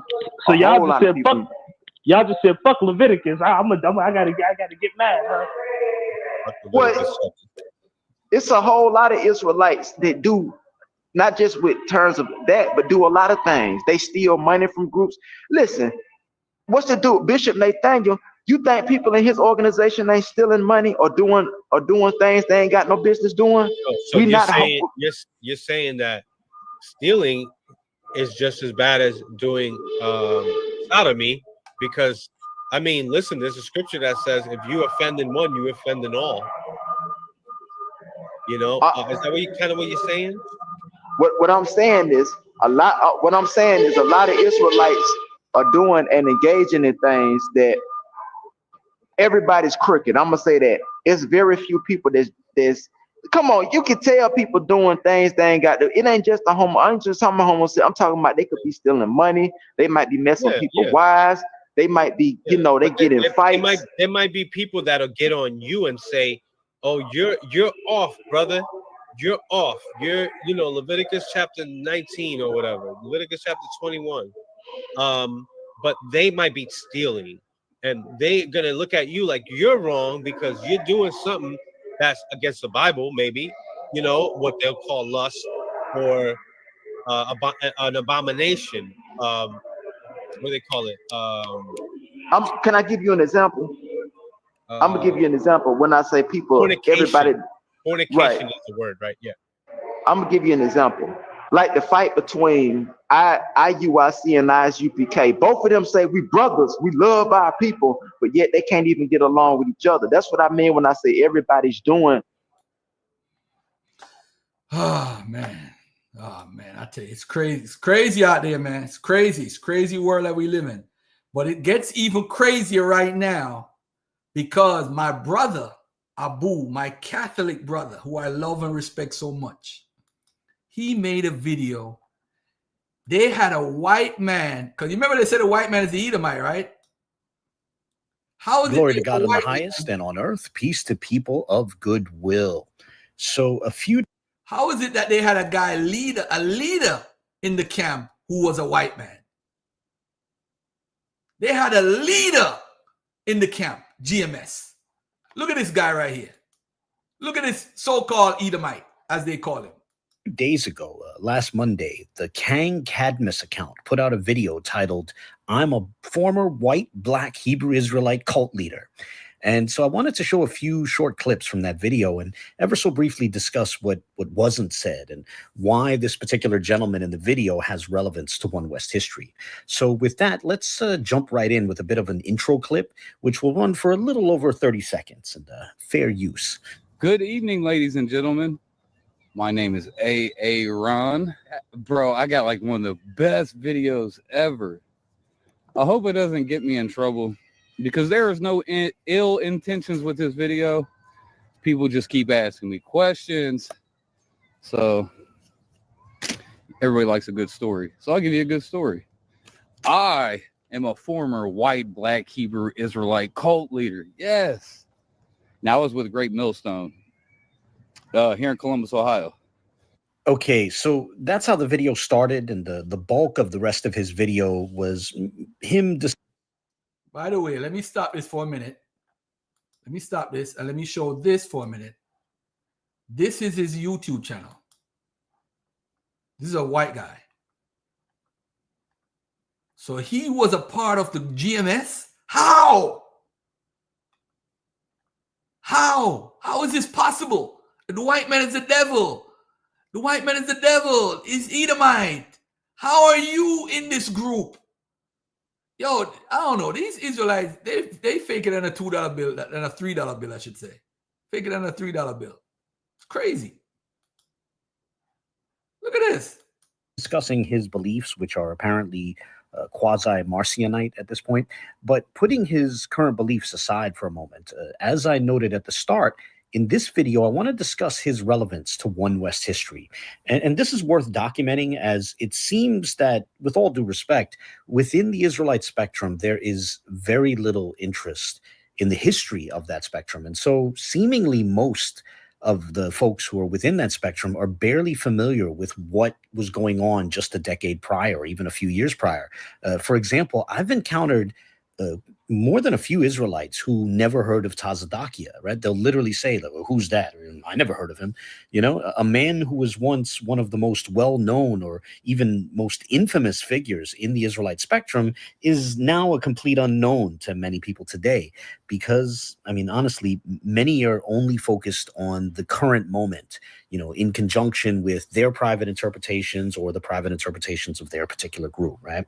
But let's talk about the significance of the man on your screen, Aaron, or as he humorously said, Aaron, also known as Kang Cadmus, or as he used to call himself, Rex Scientia, right? He's the former leader of GMS's Columbus, Ohio camp. And here's one way that he's relevant to One West history, which wasn't touched on in his video. He's arguably the Israelite who inspired Vocab Malone to start focusing on the Israelite spectrum. You see, back around 2011, this man was going to churches and picking arguments with pastors, and Vocab caught wind of that because it was happening in and around the city that he was from. You see, from Vocab's perhaps earliest impression of the Israelite spectrum and his earliest impression of the situation, he saw an issue that was not being addressed by Christian apologists, right? Basically, a new religious movement which was going out of its way to pick arguments with Christianity. And so Vocab decided that he would start looking at Hebrew Israelites. So for all you Israelites who dislike Vocab and his work and how much attention he pays to the Israelite spectrum, the man on your screen, whom you might be unfamiliar with, played a significant role in Vocab turning his attention to the Israelites. That aside, on a perhaps less significant note, it could be argued that this man was also a sort of catalyst for GMS's hate campaign against Zabach. Now, as a disclaimer, I'm not saying that it's Aaron's fault, right? I'm not blaming him for that campaign. On the contrary, Tahar had long been picking arguments, very acrimonious arguments, with other Israelites as part of like an attempt to distinguish GMS from all the other groups. So it was, you know, just a matter of time before he got around to Zabach. But it could still be said that one of Aaron's videos was the spark that happened to set that inevitability off, you know? So I'd like to take a moment to tell that story, you know, to submit it into the record, lest, you know, it be forgotten, lost to history. You see, this gentleman had a video in which he was arrested by the police while holding camp, right? The cops took issue with the language that he was using while he was holding camp. And when he was in the midst of saying, basically, he said, you know, we have freedom of speech, so I can say F the police, you know, and he didn't just say the letter F, he said the full word. And you know, while he was like right in the midst of saying that, you know, F the police, the cop grabbed him by the throat and, you know, mid-sentence and arrested him on camera, and he uploaded the video. And Zabach left a comment on that video declaring, quote, "That's what happens when Edomites put on the garments," end quote.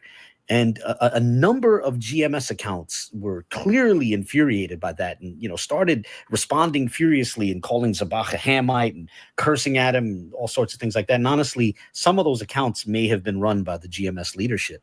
And whatever the case, from then onwards, GMS had like a years-long campaign against Zabach, accusing him of all sorts of things. And humorously, Yohana, the leader of ISUPK, actually commented indirectly on that fiasco. He did so without mentioning specifically Zabach, but nonetheless, in a video from around that time, like 2011, 2012, Yohana made a passing reference to the white leader of the GMS camp in Ohio. And he said, I remember him saying, let me tell you something, man. Tahar loves that white boy. And then he repeated it with like more emphasis. He said, Tahar loves that white boy, right? And at the time, it seemed clear that Yohana was alluding to how you can set Tahar off by daring to speak ill of his quote unquote white disciple in Ohio. And he was saying that, tacitly against the backdrop of GMS going after Zabak for doing precisely that. And roughly a decade later, Elazar Ben Loya, the leader of Sakari, recounted how when he was with GMS, that campaign against Zabak had a significant influence on him and on his thinking. Here, consider this quick clip. Right? And that's some of the errors that the elder and apostles of Great Millstone led the men up under him to do, is going out of their way to justify hatred towards brothers, right? You taught me hatred towards people that I never knew, right? You taught me hatred towards people that I had never knew on false accusations that y'all forwarded against them. That's a real thing, right? That is a very real thing. They called Zabak, they told us Zabak is an adulterer, right? Said all forms of evil about Zabak. But they told me that this nigga is a wicked, evil adulterer, right? And to hate his guts before I ever met the man. So much to the point where I'm in the same room as him and I avoid meeting him, and he goes out of his way to make sure he meets and greets me and breaks that spirit off of me, which I'm talking about, priest Zabak from House of Israel, right? You taught people to hate people, right?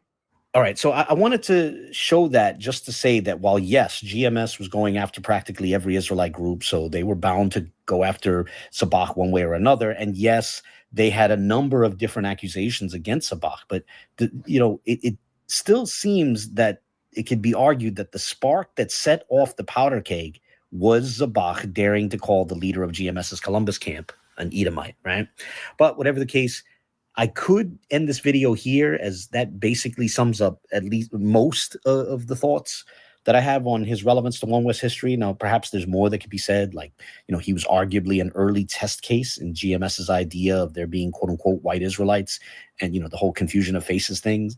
And he might be the most significant example of GMS's quote unquote white members, right? And I do wonder if the GMS leadership still considers this man an Israelite, or, if they'll introduce an update to their purported reading of his spirit. Right? That's also a theme with GMS.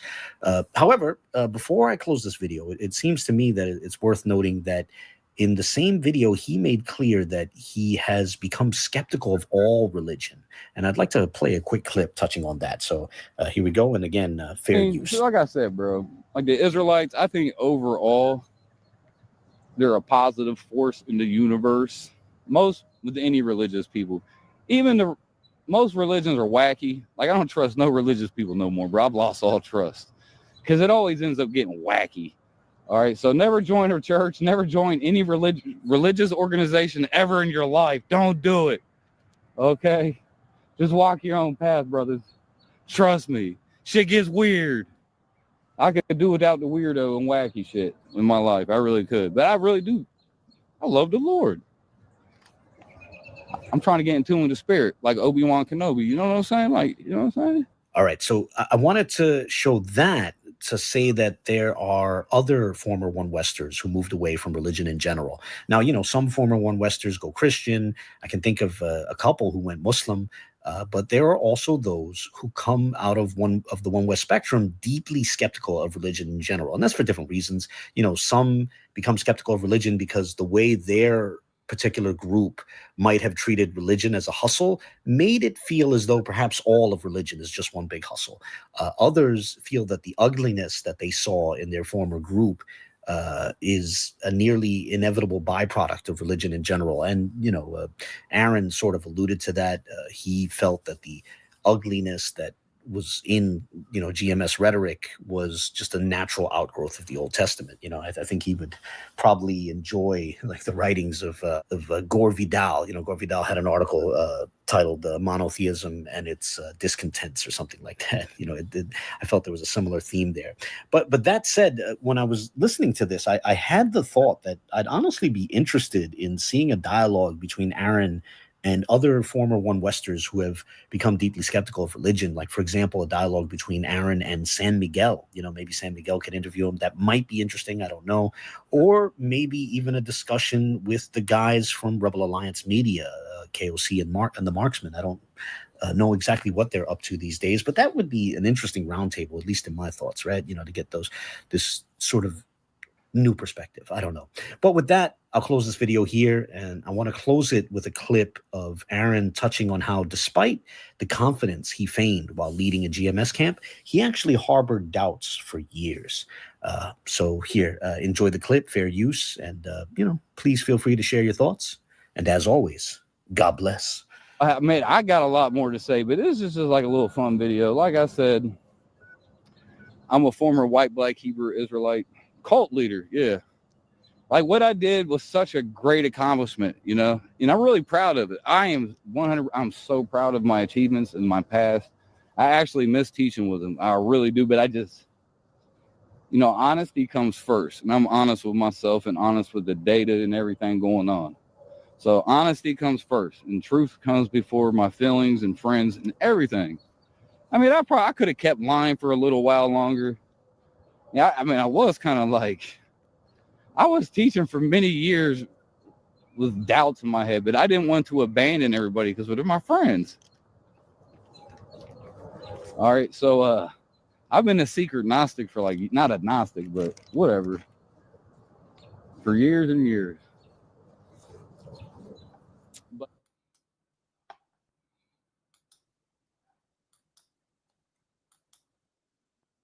Now this is the Hebrew Israelites that I like, the ones on the streets. This is the ones that I like. Shout out to my Hebrew Israelite brothers right here, man. Hebrew has no chill, part 1. Here we go. Come on, man. Look at this young Negro right here, man, over here looking like a damn 14-year-old girl, man. Stop it, man. That's a damn shame, man. And then you got 2 girls with them hyping them up. That's the problem with our women right there. They talk about they want a good man, but they hype up niggas being homosexuality, man. That doesn't make any damn sense. Bring your little ass across the track. I know. We calling our asses out. Can I give you a... Come on, man. Look at this young Negro right here, man, over here looking like a damn 14-year-old girl, man. Stop it, man.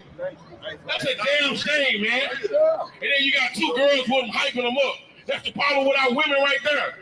They talk about they want a good man, but they hype up niggas being homosexuality, man. That doesn't make any damn sense. Bring your little ass across the track. I know. We calling our asses out. Can I...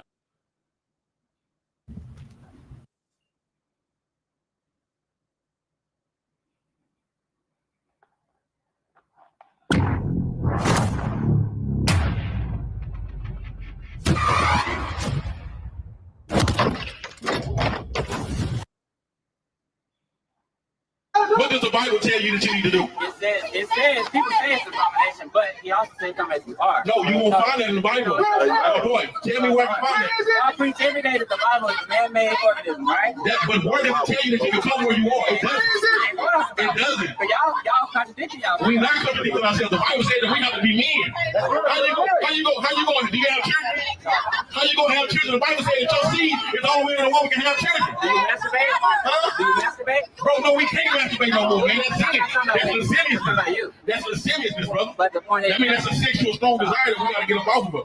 That's sin. I got you. I'm gonna give you a check. Look at that. That's powerful, man. This is what a man is supposed to be. A man is supposed to create the children.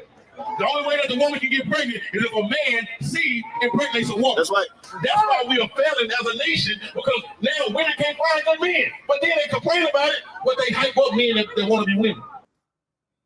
I just want to show you something that's very interesting in this book. That the original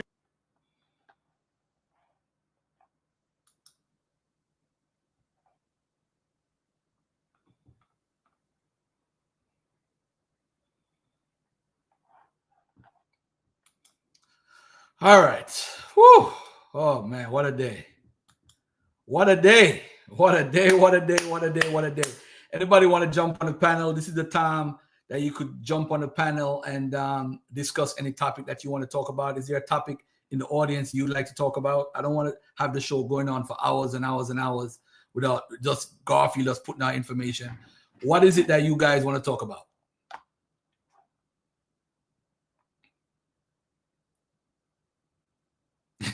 Garfield got this shit queued up already. You're damn right I do. This shit is funny as hell. This shit is funny as hell.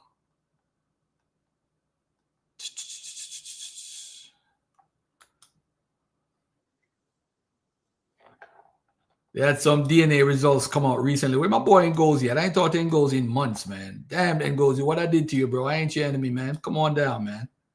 Some DNA from the old kingdom. I'm going to talk about this next week. Is one of the most remarkable periods in ancient Egyptian history, often referred to as the Age of the Pyramids. Hey, let me say this, by the way, too. Just because they found one or two results, don't make that all the people. But getting DNA from this particular guy here is not a good look so far. But he can't speak for all the Egyptians that was there. But it was a good Sabio, I don't know what's wrong with your thing, bro. You can't come up because your device is not connected for the whole time. It lasted from around 26 centuries BCE to 21st century BCE and includes the 3rd through the 6th dynasties. The Old Kingdom is best known for its massive pyramid constructions, especially the pyramids of Giza. For this video, I gathered the raw DNA of a 26th century BC male from Nuerat in Egypt. This genome may help shed light on the genetic structure of ancient Egyptians. First thing I did with this genome is that I ran it through Eurogene's K13. I wasn't too surprised by the result. The sample came up closest to modern Egyptians and lacked any sub-Saharan African ancestry. Keep in mind that the 11% Northeast African it scores is not sub-Saharan, but rather West Eurasian in origin, and comes from Ibero-Mauritian admixture rather than any West African origin. Then I ran this sample through QP admixture and computed its FST to various modern groups. According to the FST analysis, this sample came up closest to, you guessed it, modern Egyptians. I found it quite interesting that the sample was closer to Ukrainians than it was to Somali, and closer to Udmurts than to any sub-Saharan African population. In fact, sub-Saharan Africans, along with Australians, were the groups furthest from this sample. Then I ran this sample through QPADM, which is an academic tool developed by Harvard and is more reliable than GED match calculators. The best run I did on this sample got a p-value of 0.56.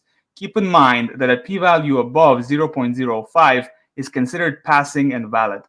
This was also the only model I have made without an African source. It's quite interesting that the best pass was with a model without an African source. According to this model, this sample is roughly half Ibero-Mauritian, which is West Eurasian, 37% Zutzuana, which is also West Eurasian, 4% Western Hunter-Gatherer, which is also West Eurasian, and 8% Ancient North Eurasian, which is also West Eurasian. All in all, this sample is entirely West Eurasian and has no connection to Sub-Saharan Africa whatsoever. This sample carried the Y lineage E1b CTS 10880, which is found in East Africa among Semitic and Cushitic speakers. Most likely, West Eurasians introduced this subclade into Eastern Africa. Now let's move on to his trait predictor results. Here is his predicted phenotype. He was predicted to have brown eyes, black hair, light brown skin tone, wavy hair, and a snub nose shape. He was predicted to be a warrior, meaning quick dopamine reuptake and lower dopamine levels, had intermediate odds of autism, was likely lactase persistent. In fact, he carried a European variant for lactase persistence, had intermediate empathy levels, intermediate odds of obesity, and decisively blood type O. Moving on to his GWAS health predictor results, he is predicted to have had high odds of a heart attack, coronary artery disease, skin cancer, which is a predominantly European condition, multiple sclerosis, which is also a very European condition, and type 2 diabetes. He had average odds of bipolar disorder type 1, average odds of schizophrenia. He scored low for odds of Alzheimer's, low for odds of autism, low for odds of Parkinson's, and low for odds of type 1 diabetes. You can purchase his genome from a link in the description of the video. In the description, you will also find links to Andre DNA products and services, which include my tools, PADM modeling, FST analysis, custom ethnicity calculator based on FST, VCF to microarray conversion, and more. Thank you for watching. Goodbye. Hey, what's up, guys? How y'all doing? What's up? What's up? Wagwan bedroom. I'm good, man. I'm good, Obi. What's up, San Miguel? Long time, bro. How you been? I'm good. How you been, Garfield? All right. You got to get an interview with that white Hebrew. I think, is that the dude that got boxed one day? He was preaching and called a black person the N-word, and somebody slapped the shit out of him. And GMS was like, yeah, that's what you get. You can't call nobody the N-word. Is that the same dude? I got to ask Abu that. I think it's him. I'm not sure. Well, that dude looked kind of young, though. But that was like probably 20 years ago.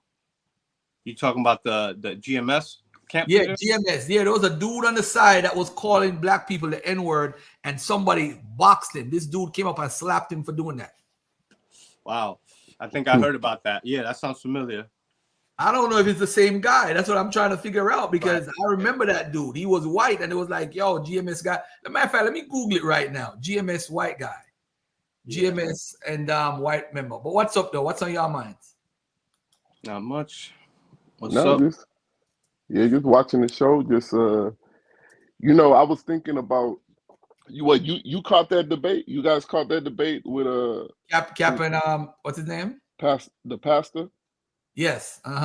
Yeah. So I was thinking, man, because to me, I kind of felt like the topic wasn't strong because Hold on one second, beloved.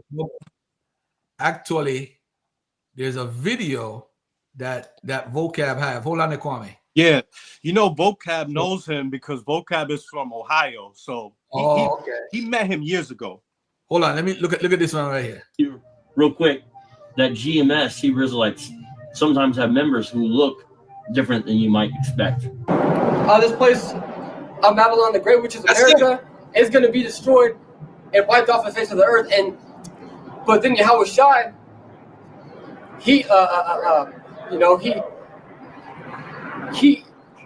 is going to be in authority after that, man. And so that's when the kingdom of heaven is going to be established. Is when all authority is taken down, bro. So let's get that Corinthians. This is 1 Corinthians chapter 15, verse 23 through 28. And the reason they do that is because they believe that Israel, through her dispersion, sometimes will still be Israel, but look or sound maybe like other nations. They say it's the fact that Israel has confusion of faces and now looks like a speckled bird. So beware. I'll show you real quick that That's crazy. Hold on. Let me see if I could find another one. But go ahead, though. What's on your mind? Go ahead, San Miguel. Yeah, that speckled bird doctrine is insanity. That when you look at I think that's Isaiah chapter 29, it's talking about a beautiful creature, a beautiful bird. And God in the Bible, supposedly God is comparing Israel to a beautiful bird, that the birds of prey that are round about are jealous of it. And it has nothing to do with skin color at all.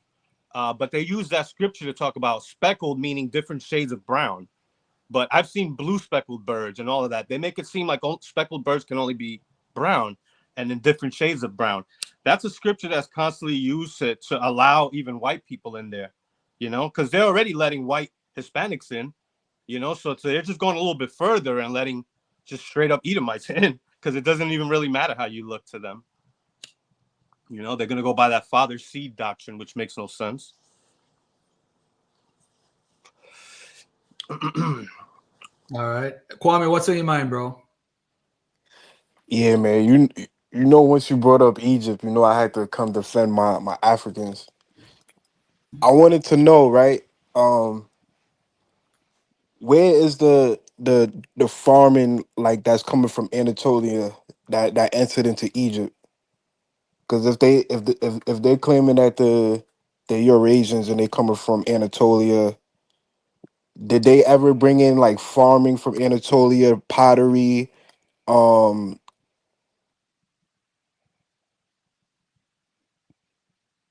any linguistic that they entered into from Eurasia into Africa?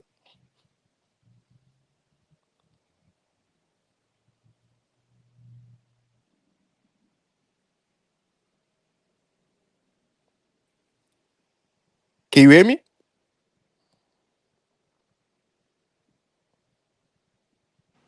I could hear you. I don't know. Yeah, I hear you.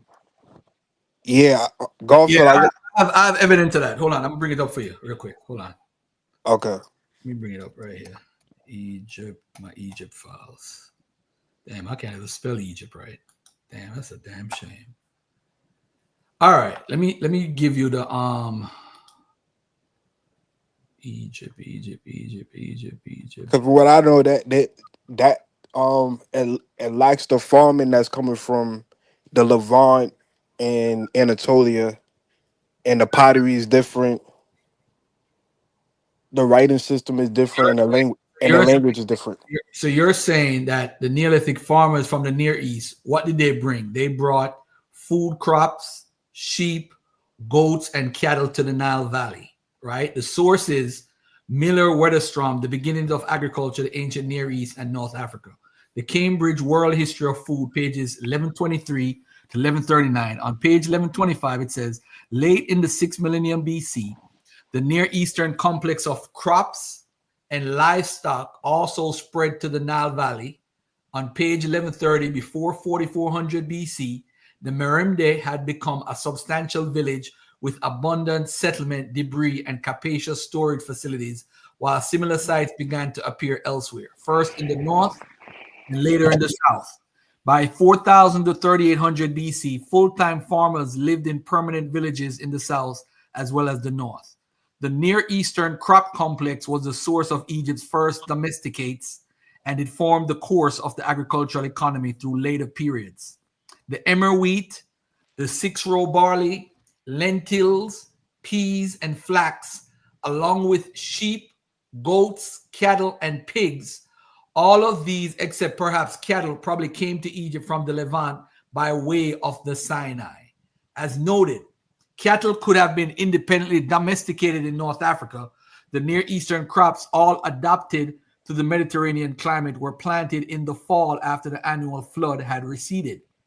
On page 1136, with the adoption of farming and herding, peoples in the Near East and Egypt abandoned their diverse hunter-gathering diet and came to rely on the Near Eastern complex of domesticated plants and animals. The mid-Holocene droughts drove refugees from the southern Levant and the Eastern Sahara into Egypt, where they mixed and settled.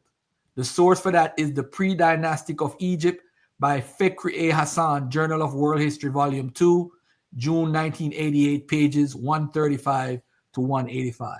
Let me read a little bit more. Early Egyptologists noted the increased novelty and seemingly rapid change in pre-dynastic pottery and noted trade contacts between ancient Egypt and the Middle East. Fekri Hassan and Edwin point to mutual influence from both Inner Africa as well as the Levant.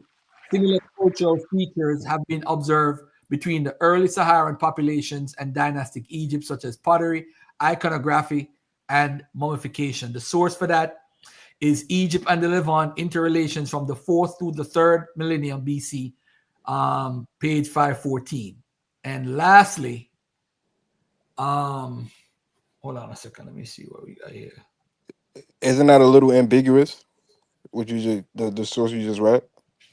To be honest with you, I don't fall into the trap of what Egypt provided or what came into Egypt, because I don't claim to be an Egyptian and I couldn't care less. But I will say this: almost pretty much everything that we find in Egypt eventually came from outside. Mummification. Your source just said mummification came from the Levant. Is there any evidence of mummification? It didn't say mummification came from the Levant. It talked about North Africa and the Levant. That's what the book is about. And it came from Libya. Libya had other areas had mummification before Egypt. So it's possible. I'm not saying Egypt didn't do it on their own. Don't get me wrong. They could have started mummification on their own. You see, that's the problem. We in love with who gave who what stuff from culture. I'm not into that conversation. F all of that. F Egypt. F Sumer. F the Levant. F all of them. I just love arguing the Bible and beat niggas up. That's what I like doing. I couldn't care less. But if you want to hold on to Egypt and say Egypt is first and that they couldn't get anything, there's tons of things. The whole thing about mummification and Cattle culture. Grave goods. Cattle culture didn't start in Egypt, bro. But cattle originated in Egypt. But we could find cattle culture down all the way to Kenya. In Nubia, we find it in Nubia, we find it in Libya. Libya did the same thing. All of the things that you see that Egypt is doing, Libya was doing it thousands of years before. You know, so what? Who cares? So is Sudan. So who cares? But you're making like it's a definitive, like this stuff came straight out of the Levant, cattle You see, culture. that's your obsession. When you hear the Levant, these are people who came. The people in the Levant stem from people who came out of Africa first. It's still the same African, bro. Stop falling. Leave these borders alone. Leave the Bible out of the conversation. F all of that. If human innovation comes in every culture, look at the people in Chile. 9,000 years ago, they are mummifying people. Was it Egyptians that went there? Did they come to Egypt? No, they are innovative. It's just like, this is why they said it's the first civilization. Who had the first civilization? How they say is that civilizations popped up all over the world. In China, around the same time. In Mesopotamia, in Egypt.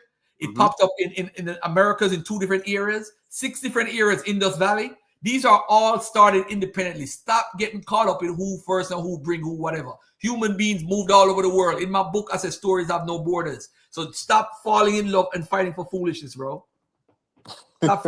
It's foolishness. It's garbage.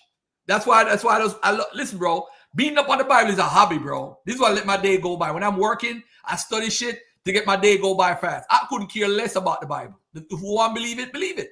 You want to be in love with Egypt and be Egyptomania? Go ahead. Who cares?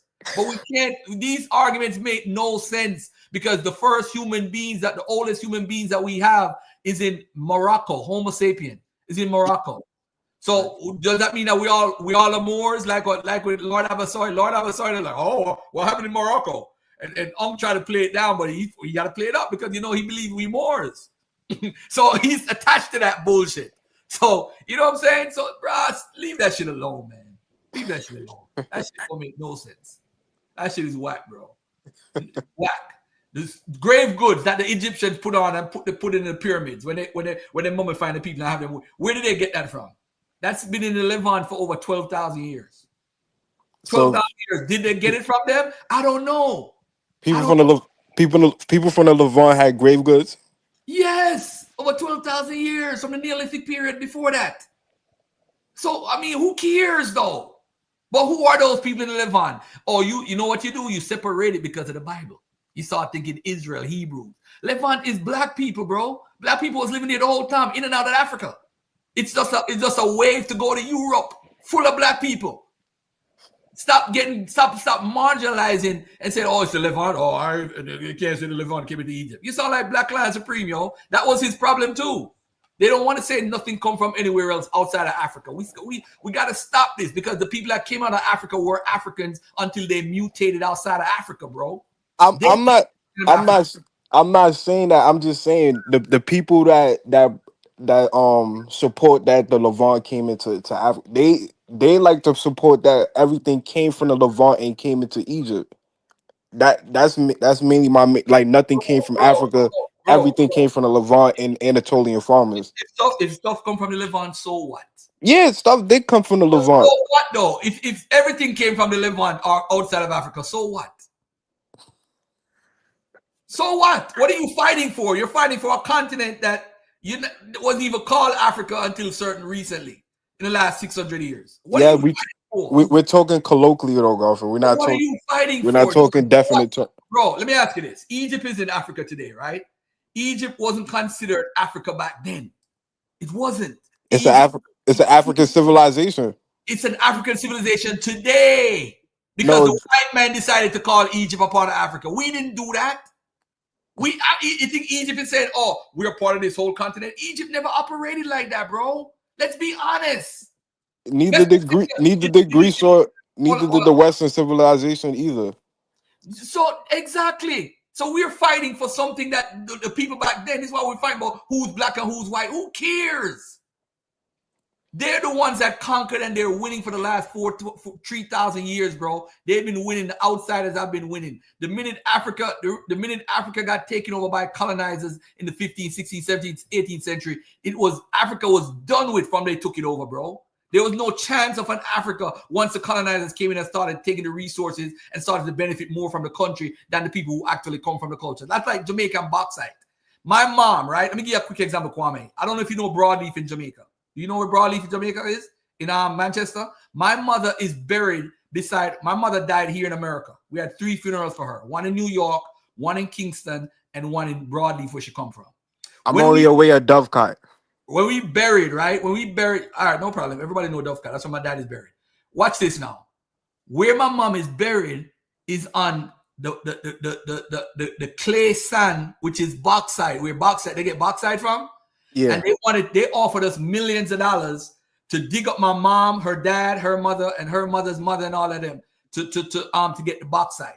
So what happened is these are outside companies that form from outside of Jamaica who take over the industry that was making millions of dollars for Jamaica. Now they want to dig up my mother's grave to get more bauxite. So because of the natural resources. So we as Jamaicans don't benefit from the resources outsiders do. It's the same thing with Africa. The outsiders come in. Look at Congo, all this stuff in Congo.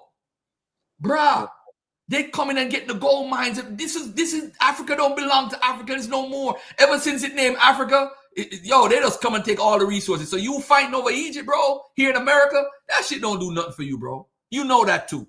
You're just in love with the culture because people want to fight you and play with the emotions and say, oh, the Levant did this. Levant, who cares who did it? That ain't got nothing to do with us here in America right now, bro. But if you love Egypt and want to fight for it, go ahead, bro. I'm not fighting for Egypt. I'm fighting for Africa. I'm not fighting for Egypt. I'm fighting for Africa. No. I'm just saying, if you want to do that, if it benefits you and helps you pay your rent and your regular sources and everyday life, it's benefit you, go ahead and do you, yo. That's your love. My passion is to beat up on these Bible believers and whatever. That everybody have their passion and their love and their hobby. That's my hobby. That's it. If you want to love Egypt, but I'm just saying the argument about if the Egyptians came in, you're defending Africa. What are you really defending? What are you really defending, though? Honor? I'm the same way the same way Europeans defend their Greco-Roman culture. I'm just saying I have the right to defend my African culture. See, that's a cop-out. Why are you copying what Europeans do? I'm not copying. If they lie, right? If they say white people invented everything, right? So you now have to come back and say, hey, that's a lie. Black people invented everything. So how is that better? No. I'm better though. No, I'm the same way people defend they classical cultures. I have a right to defend our African classical cultures. You know what? You sound like this guy. Look at this guy right here. Look at this family. I want everybody to watch this. Look at this right here. This is how you sound. Socrates, the famous Greek philosopher, credited as the founder of Western philosophy, described. From The Deformed Transformed, a play written in 1824, we have a more detailed description of Socrates, quote, "What? That low, swarty, short-nosed, round-eyed satyr, with the wide nostrils and silentous aspect, the splay feet and low stature. I had better remain that which I am." End quote. Socrates was known for not being good-looking, fat and short. The character of Arnold, upon seeing the ghost of Socrates, remarks his looks. However, he also remarks his complexion, describing him as swarthy. This book was published in 1824. Let's pick up a dictionary from that time and see what swarthy meant. From the American Dictionary of the English Language by Noah Webster, published in 1828. Swarthy, being of a dark hue or dusky complexion, tawny. In warm climates, the complexion of men is universally swarthy or black. 2. Black as the swarthy African, end quote. This play was written by Henry Charles Carey, an American publisher, political economist, and politician from Pennsylvania. These people are not the richest people. How was Socrates, the famous Greek philosopher? So family, for those how do I sound like him? I never made no claim like the Vikings is black or the Greeks is black. I never made those type of claims. How would I sound like him? Sound like him, bro. I'm fighting for Egypt. Hard body, man. Like Egypt is ours. He fighting for Greek. I'm not fighting for Greece or Rome. he said, you ain't that crazy, but he's fighting for say Socrates is a black man. This is how crazy we are, family. This is how crazy we are. This is what we do. Now this is Sheikh what I want to. Enter Diop never made those claims. I'm stating on This Sheikh. is what I want to play for right here. This is for you. All right. And only black. This seems to be a recurring theme in the comments, and I have to say it appears to be primarily from black Americans. So I decided to walk around the Egyptian Museum in Cairo and look at how the ancient Egyptians depicted themselves to see if there's any truth behind this statement.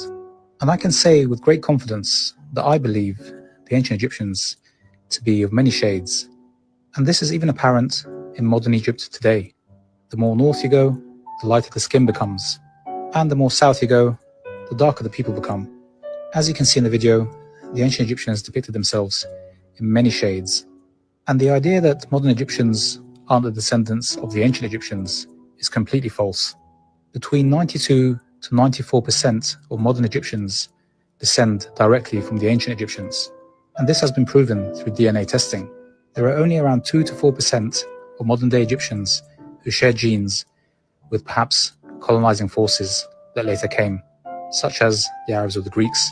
So these comments and claims are unjust and are backed by nothing, and there's cultural appropriation. The ancient Egyptians were black and only black. This seems to be a recurring theme in the comments, and I have to say it appears to be primarily from black Americans. So I decided to walk around the Egyptian Museum in Cairo and look at how the ancient Egyptians depicted themselves. Boy, what do you say, Kwame? That's for you right there, man. What do you say about that, man? What do you say? Ancient Egyptians were black? I'm not disagreeing that people from the Delta have Eurasian component, but my problem is the people that make these arguments. They like to say, well, the Egyptians only had a little bit of sub-Saharan African influence or little to no African influence. Hey, brother Kwame, can I say something real quick? Yeah, go ahead. So, James, hold on, James. James, I got you. Let Kwame, please let him finish, because he's going to interrupt you while you're talking. So let Kwame, no problem. Kwame to finish what he said. You just said that the people saying that there's lack of sub-Saharan component, and what else? What else, my brother? A lack of African culture, a lack of influence. Who said there's lack of African culture? Who said that? Most of the people that argue that. No. Ngozi argue, all these people that Ngozi argue that what? Don't lie, Ngozi, bro. Bro, I hope you understand that Egypt is in Africa. Yes, but they argue that most of the stuff is coming from Anatolian farmers. Now their genetic makeup has got a lot to do with different people. Europeans, Neolithic farmers, West Asians, Africans. They have a combination of a lot of different things. But hold on. The truth of the matter is, though, in all the reports of the genetic markers that they have, do you see a lot of sub-Saharan DNA in the mix? Let's be honest. Of course, we're not gonna find that if coming from the Fayum and the Delta. No, just like how you like to argue away Ramesses the Third DNA and say, well, that's one person, two people, Pentahar and him. But watch this. Let's look at all the DNA that they have gotten from Egypt. From the Fayum. The Fayum, hold on. The one that they did over, remember they did it over, and they actually did it closer to areas that you would talk about as far as the South. They did it all over and did it to the common people. They did a lot of DNA studies, bro. You know what I suggest you do? Go to the genetics in Egypt, the Wikipedia article, and then press on the links and read all of them. Like the 18th dynasty. Right now, they say they're going to do it over. But who knows when? Bro, all of the males are pretty much R, bro. And they're sleeping with one another. They're brothers and sisters and mothers and sons sleeping with each other. Okay, we got R in Chad. Hold on, Kwame. The R in Chad is not the same R that we're talking about. And you know this. Well, so why are you playing this game? But you say R like it's a definitive that they have is the R1B from Europe. So what are you arguing about? You see, this is the problem. You see, I'm saying to you this. This is what I'm saying to everybody that's listening. The ancient Egyptians is what we would call African. Today, we would call it Africans. They are Africans. They have different phenotypes. They have different skin tones. They have different from light skin all the way to dark skin. You are the ones that are obsessed with skin tone and color because we fell into the racial reality of white supremacy of black and white. So everything that we look at it as based on color. Okay, can I ask you a question? What is your problem with Ramesses E1B when they I don't want to get. There's no problem. Why would I have a problem with it? because you always try to explain that away, like, oh, that's not connected to us. It's a different. Because the predictor that they use. If the guy came on here, Biblical DNA did it. He came on here and showed a predictor. He put in common people. I think it was Fortune, and he came up as I or G or whatever. What happened is the person who did the testing is saying they need to do it over. Not me. Garfield don't have a problem with the results. I'm just saying if you're using that to connect yourself as an African American, you're going about it the wrong way, because those people who went there is back migrated, because remember EM96 mutated towards E1B1A, what they used to call E1B1A. So EM96, those people back migrated, and that's how they probably got into Egypt. But that's another situation. What I'm saying is the gentleman who did the test say they're going to do it over, but for now it stands. It stands as it is. It's on record. It hasn't been changed. Just like how the 18th dynasty is R. It stands as it is. So we have to respect what the science is saying right now. But if you notice in the Levant, and anybody will agree with me, my brother Orthodox, more biblical DNA, they'll tell you. Right. See, biblical DNA is telling you, right. Dr. Yazia God is who you should need to be speaking to, because he's the one that did it. So Kwame, you need to probably write him a letter and say, what's wrong with the E1B1A? And he told biblical DNA in the chat. He told him what's wrong. They have to do it over. So it's not Garfield don't have a problem with the results. The problem with the results is the person who did the testing, not Garfield. Don't put that on me. But pause for a minute. Let me get James in there. Come on, James. Hey, brother Kwame, I want to ask you a question. All right, so I know you were saying before that, well, the European keep talking about what you call it, the Europeans and everything like that, like the Greeks and the Romans. But you know that the Greeks and the Romans went to England, right? You know that they went to Ireland. You know that they went to Germany. So and we write in the Roman script. So there obviously is a connection. Show me in West and Central Africa that the Egyptians laid their culture, their writing system, their architecture. Where did they do this in West Africa? Because when you dig in West Africa, you're going to find the Nook culture. You're going to find ancient Igbo stuff. You're going to find ancient stuff from like Dartiche. You're going to find that stuff. You're not going to find ancient Egyptian stuff. When they dig in London, you're going to find ancient Roman ruins.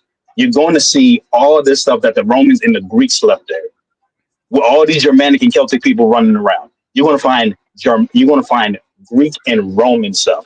This is why they can, in some way, claim they're not genetically Romans and Greeks, but Romans and Greeks influenced the culture of the Germanic Celtic people that was there. We don't have the same for the West Africans and ancient Egyptians. That's my contention. I don't contend that they're not African. They are African people. It's just Africa is a big place, and Egyptians didn't like to go past the Nile. Yeah, is Sudan a part of sub-Saharan Africa? Okay, then show me the Sudanese that went over to Western Central Africa and gave that Egyptian stuff to Western Central Africa. Now it's a question. I just asked a question. Is Sudan a part of sub-Saharan Africa? No, Sudan is part of North Africa. Sudan is not part of North Africa. So then Chad, Yeah, so then no, all them Sahel countries are part of North Africa too, right? The country of Sudan is part of North Africa. It is aligned with North Africa. You want to talk about South Sudan? Then yeah, South Sudan is considered sub-Saharan Africa. What's the country next to Sudan? Algeria. Algeria is next to Sudan? Sorry, not Algeria, Libya. Sorry. Libya is next to Sudan? Yes, it is. Libya is not next to Sudan. The country next to Sudan would be Chad, Congo, Cameroon, and those countries. The Sudan touch Congo. Huh? The Sudan touch Congo. Yeah, Sudan. I mean, Sudan and South Sudan used to be one country, and they split due to Islamic politics. My point My point is, if you're gonna say that South Sudan is not a part of, if Sudan is part of North Africa, then you got to say the whole Sahel region is part of North Africa, which includes Senegal, Mauritania, Chad, and Okay. Mali. So it seems like you're running. So when I talk I'm about not West and running. Central I'm Africa, answering okay. you. You got So to give me what okay, all right, I'll exactly give you is time. the My bad. Go ahead. My bad. I'm trying to get what is the boundaries of North Africa? Where does it stop? Okay, so how about this? So when I said West and Central Africa, let's talk about like the coast. Let's talk about the Sahel region.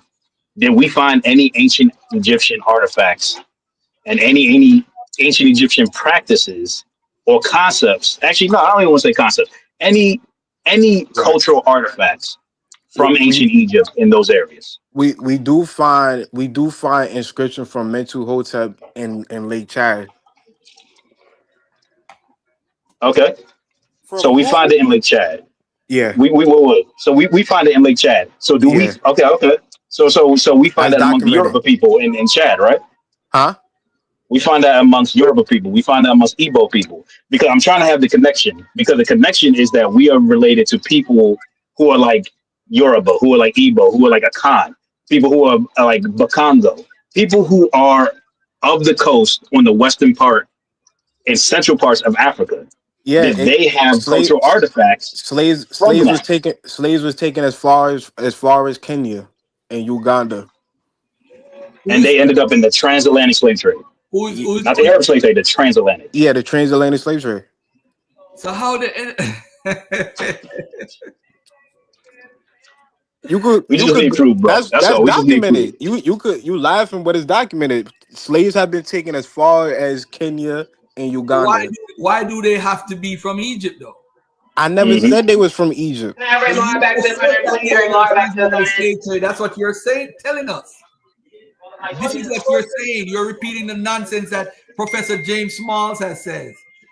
You're saying the foolishness that Mfadishi has said. You're saying the foolishness that Shaka Amos has said. I'm not saying that we're Egyptian. I'm So why Golfer. are you mentioning that they come on the try? Stop it, Kwame. Why did you say the people in Uganda who were slaves and Kenya went on the trans? Why would you say that? Because I'm saying that slaves was taken from East and West Africa. Why? But why are you saying it? Because Why you am I- want to put in the mindset that these people could have been Egyptians and went to Kenya and Uganda and come over here.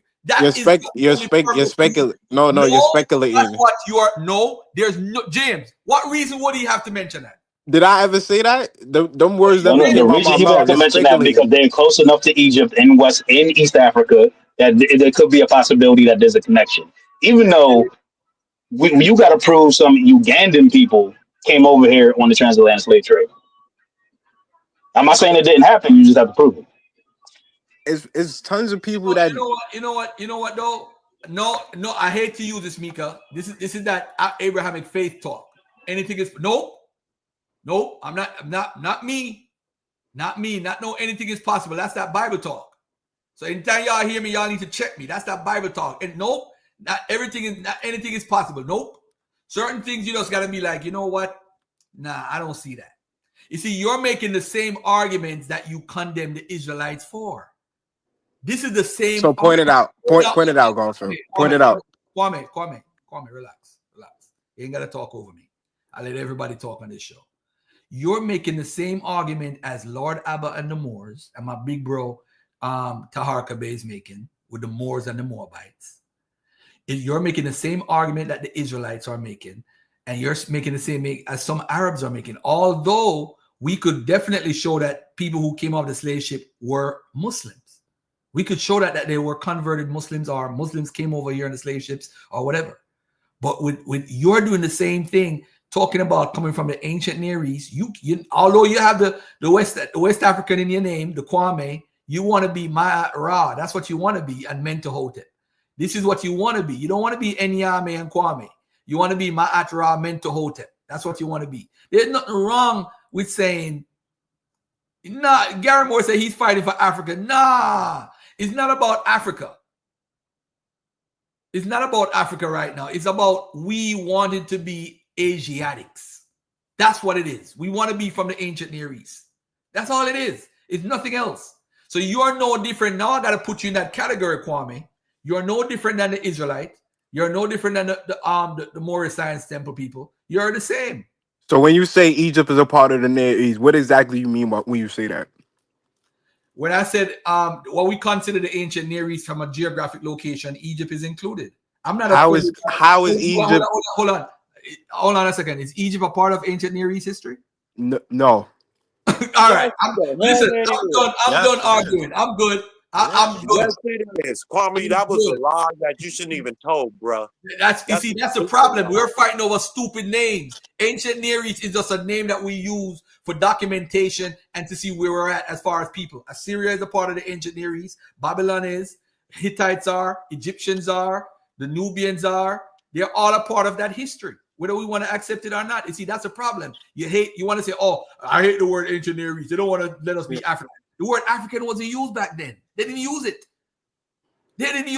You see, this. I'm gonna show you the hypocrisy, Mika. Watch this, James. You see, when you say the ancient Near East, Kwame, stop. James, check this out, James. When the Arabs came to Egypt, right, the first time, the ancient Egyptian army in the 700 AD era, 600 AD era, or late 600s, fought back. And the Arabs had to back up. Yeah, they did. Now, when they came back the second time, do you remember what the Egyptians did? They welcomed it. They welcomed it because they want to get the Greeks out of there. All right, now watch this now. What deal did the Egyptians cut with the Arabs against the Nubians? They would take on their warship practices or something like that. No, they decided to capture the Nubians. You see, he's talking about. Remember, he's talking about the Sudanese and the Sudanese, this and that. The Egyptians worked out a deal to bring a certain amount of slaves from Nubia every year to the Arabs to a certain area. To make them janissaries. Yes, so they weren't Africans at that point. So you talking about they Africans. They didn't consider the Nubians Africans. They considered them lesser than them and mistreated them and sold them out to the effing Arabs. So you talking all this African black talk, and then on top of it, remember this, James, we defeated the Arabs when they were coming in first, and we welcomed them. So that means we didn't have to leave. We didn't have to leave Egypt like what these elders been trying to tell us all these lies. Oh, they displaced us. The Arabs displaced us. That's why the people here is light skinned.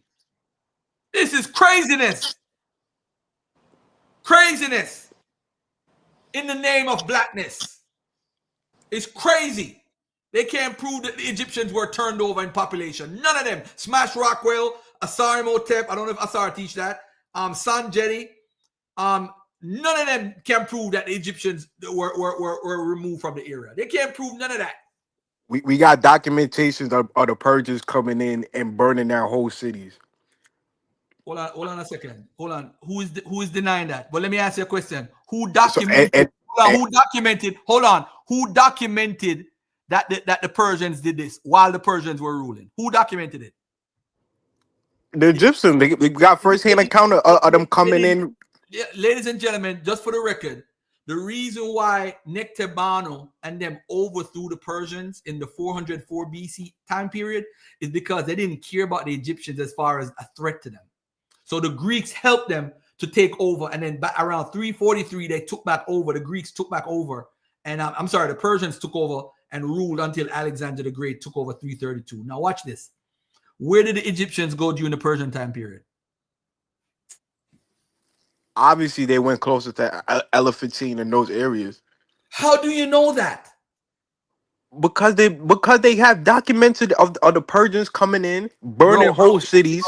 So what? The Persians did that everywhere. I'm asking you, show me the mass amount of Egyptians that vamoosed. Show me that. Where is the evidence of this? All right. Is it logical to think when people are invaded? Can I ask this question? Can I ask a question?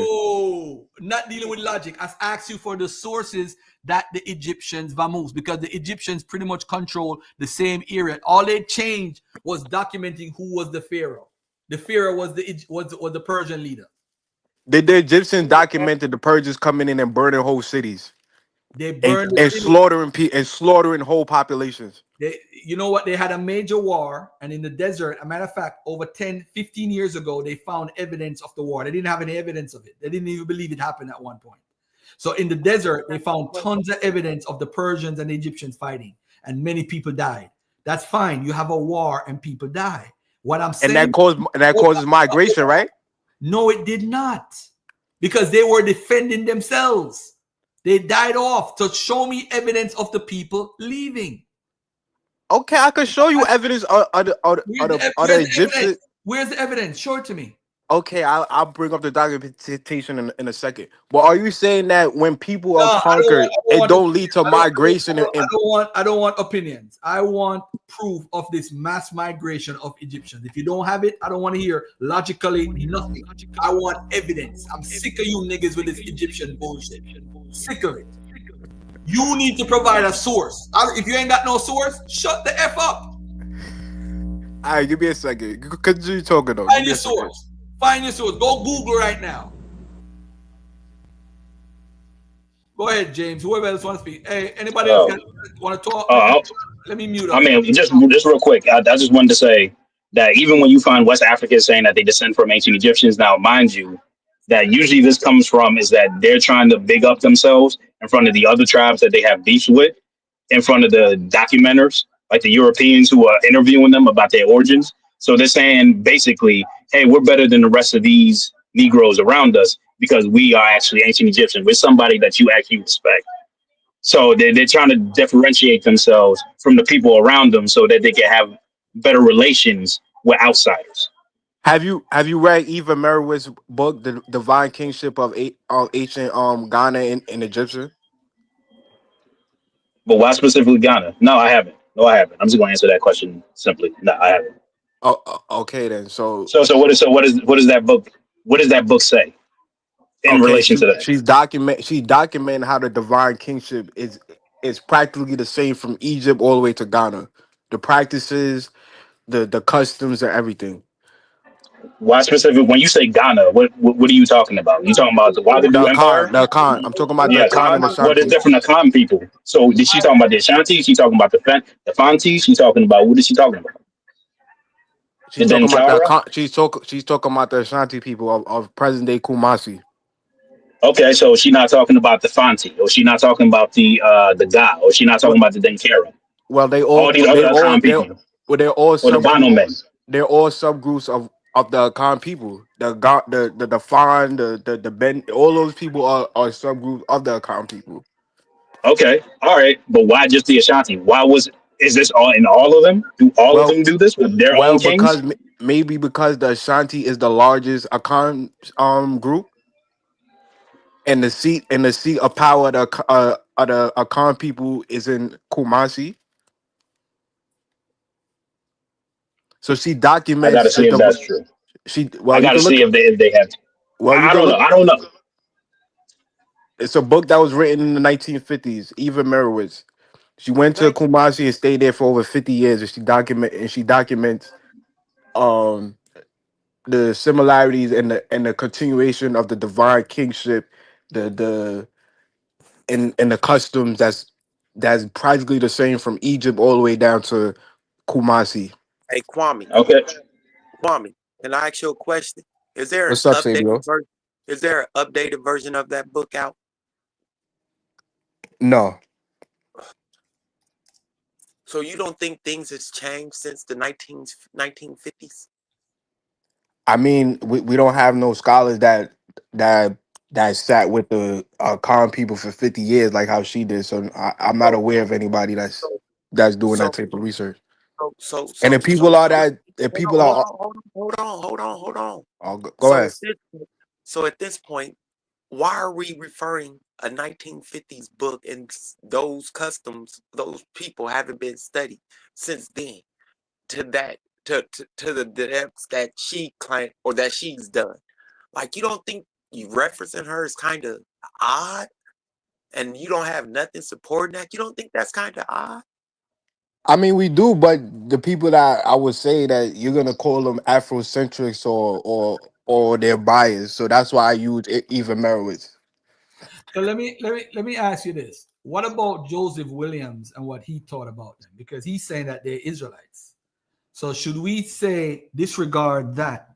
Because she wrote that in 1950. And for those who don't know, Prempeh was around. I think Prempeh was around that time. And what happened is those things were added to the oral tradition by Prempeh. What I'm saying is I don't think they taught that originally. Originally, they didn't teach that. And I'm going to show what they taught. The oldest references. That stuff came in late. That's not the oldest reference that they have. If you look at the traditions of the oral tradition, this is why I said I accept all oral traditions, all of them, but in context. I accept you saying it, but I understand why you're saying it, because at the time they weren't glorifying Egypt before Napoleon. Nobody was glorifying Egypt before Napoleon, because nobody really had any information about Egypt except for a small amount of a cabal of people. Not no major people. Now, when Napoleon went there and all the greatness was found, then and the French, of course, getting connected to Africa, started spreading information. You see people in different areas start claiming Egypt. They weren't claiming Egypt before. What year did the people in Ashanti or the Akan people, what year did they start claiming that they come from Egypt? What year did the first time they ever started claiming that? I'm not aware. I'm not aware of the first documented account of them saying they come from the Nile Valley. But my point is, her book has nothing to do with biblical archaeology or anything Abrahamic. Her book is essentially around the Akan people in Egypt. It's nothing about Canaan, nothing about Israel, nothing about Hebrews or nothing like that. Nothing about no Islamic influence. Nothing. Her whole book has nothing to do with biblical archaeology. So she's not tying that that the Akan people are connected to the Bible or those type of claims. She's simply putting out the customs, the traditions, the language, and everything else, and she pointing out a cultural continuity between Egypt and the Akan people and the divine kingship. Okay, so the Adu Goyane is the name of the first man in Akan mythology. Am I correct? Among the Akan, a group of people who occupy portions of Ghana and Ivory Coast, it believed that they descended from a group of people who entered the area around 2000 BC as farmers. Stone-using villages that have been discovered in this region, which suggests that they kept livestock and cultivated crops. In the era of Brong, Adansi, and Asin, a matrilineal Akan group emerged and spread to inhabit most of the land between the Volta and the Kamo rivers. They found the Guan people, the accepted early owners of the land, already in some of those places. Nevertheless, around 500 BC, the Akan had begun to establish their social and political institutions. It's about this time that the mythology of the people began to take shape, and the elders had created legends and narratives that explained the people's origins. According to a traditional libation in Adansi, it is declared that Adansi was the first Akan state and that it stands at the head of the Akan nation. In fact, the cosmogony given by the elders of Adansi state that Adansi was the place that Adu Ogonia came into existence. And it's from this aspects of the archaeology and oral traditions of the Bono state. In this paper, an attempt has been made to show that if oral traditions and archaeology are used complementarily, more detailed and more correct information about the later prehistory of Ghana may be obtained than by taking each of them in isolation. It is suggested that if archaeologists themselves are to draw up archaeologically oriented questionnaires for the collection of oral traditions, it will be possible to interpret the archaeological objects they excavate more fully. At the same time, archaeology may make some aspects of the oral traditions collected much clearer. Now, before I read any further, what these African archaeologists and anthropologists are doing is they're using the oral tradition and looking at what archaeology has to see if the oral tradition and archaeology and anthropology matches. This is a pure African study. Now, I want. Go ahead. Somebody want to say something? I'm just reading. I'm just following along. Okay. The Takiman traditional state is in the Brong Ahafo region of Ghana.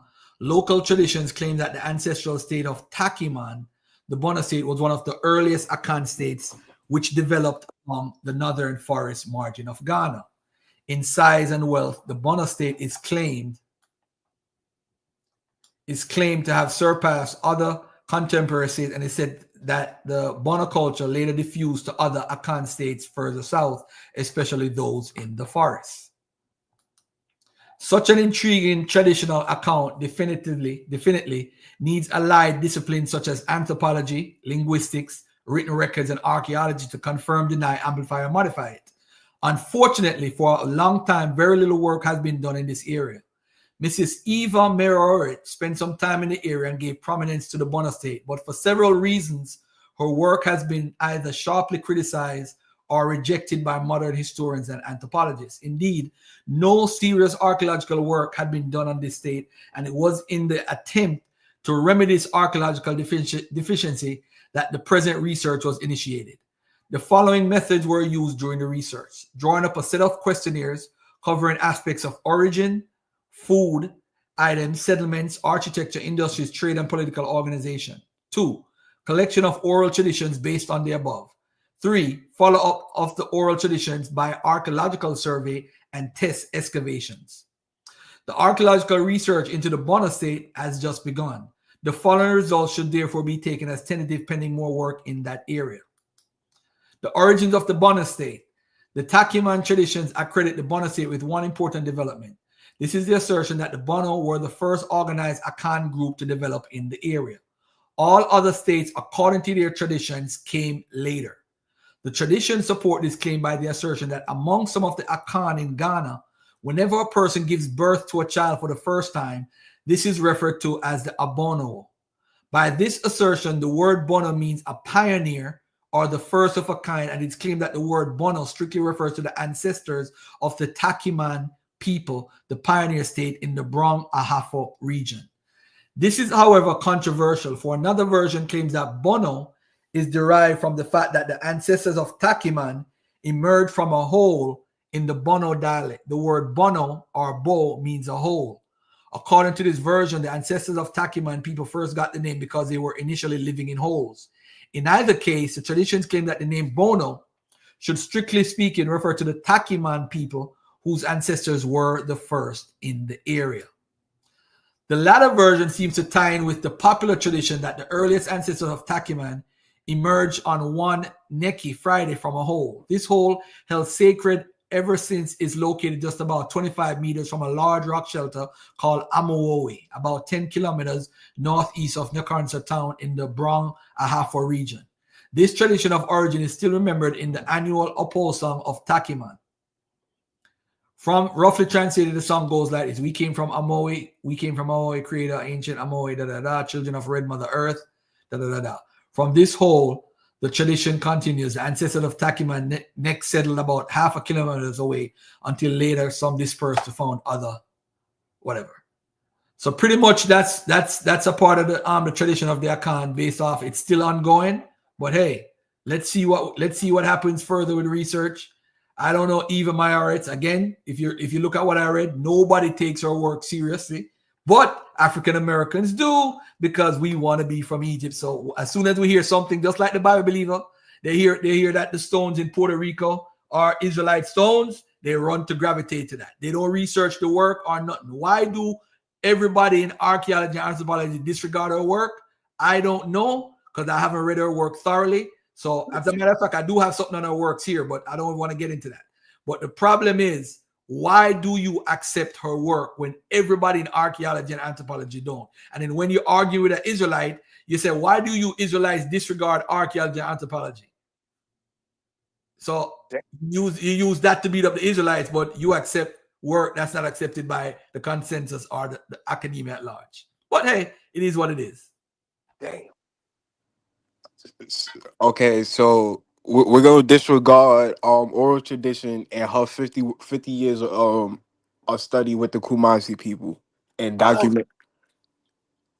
The work that I just shared is recent. Shout out to Robon, because that's who I got that from. That work is recent, and they're using the oral traditions. Now, if you look at all the traditions, if you look at what I read, it says around 2000 BC they settled there. So if they're 2000 BC, are you saying that they came from Israel? I never said they came from Israel. They judging on most of the oral tradition, they came from the Sahel region and centered around when you talk about northern Ghana and set up over there in the forests and all that. I'm not disputing that. I'm just saying she from what I know, she's the only person that has that long extensive history with the Akan people. I Let don't me know ask you, anybody. let me ask you this. Let me pause for 1 second. Pause for 1 second. Are you familiar, right? There is a guy, right, that the Israelites like to use. His name, I'm gonna give you his name right now. His name is James Adair. He lived with the Cherokee and the Chickasaw, I think, and he lived with them for many years, over 25 years. As a matter of fact, historians still use his work to talk about the Cherokee and their history and all that stuff.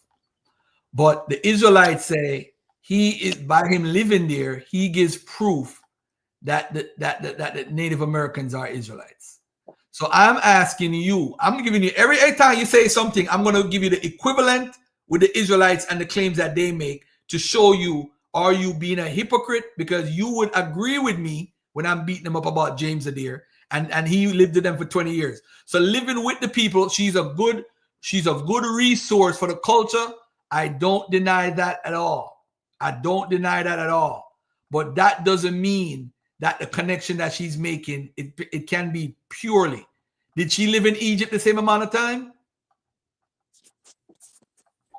Hey, Of Dalton, course No. not. dance real So quick. what is her experience with Egypt? If I'm not mistaken, I think her husband was a Egyptologist. I could be wrong. I'm not 100% sure. I don't need that. I need some assurity right now. Okay, I'm not 100% sure. I I have a don't. whole thing on our book right here. And I have a whole thing on our book. And her name is Eva Lewin Richter Meritz, The Divine Kingship in Ghana and Ancient Egypt. And the other Yeah. book is Essay on the Superstitions, Customs, and Arts Common to the Ancient Egyptians, Abyssinians, and Ashantis by Thomas Edward Bowditch. Now, Joseph Williams, who wrote the book, not Babylon the Timbuktu, the one about Hebrews in West Africa, got his information from Thomas Bowditch.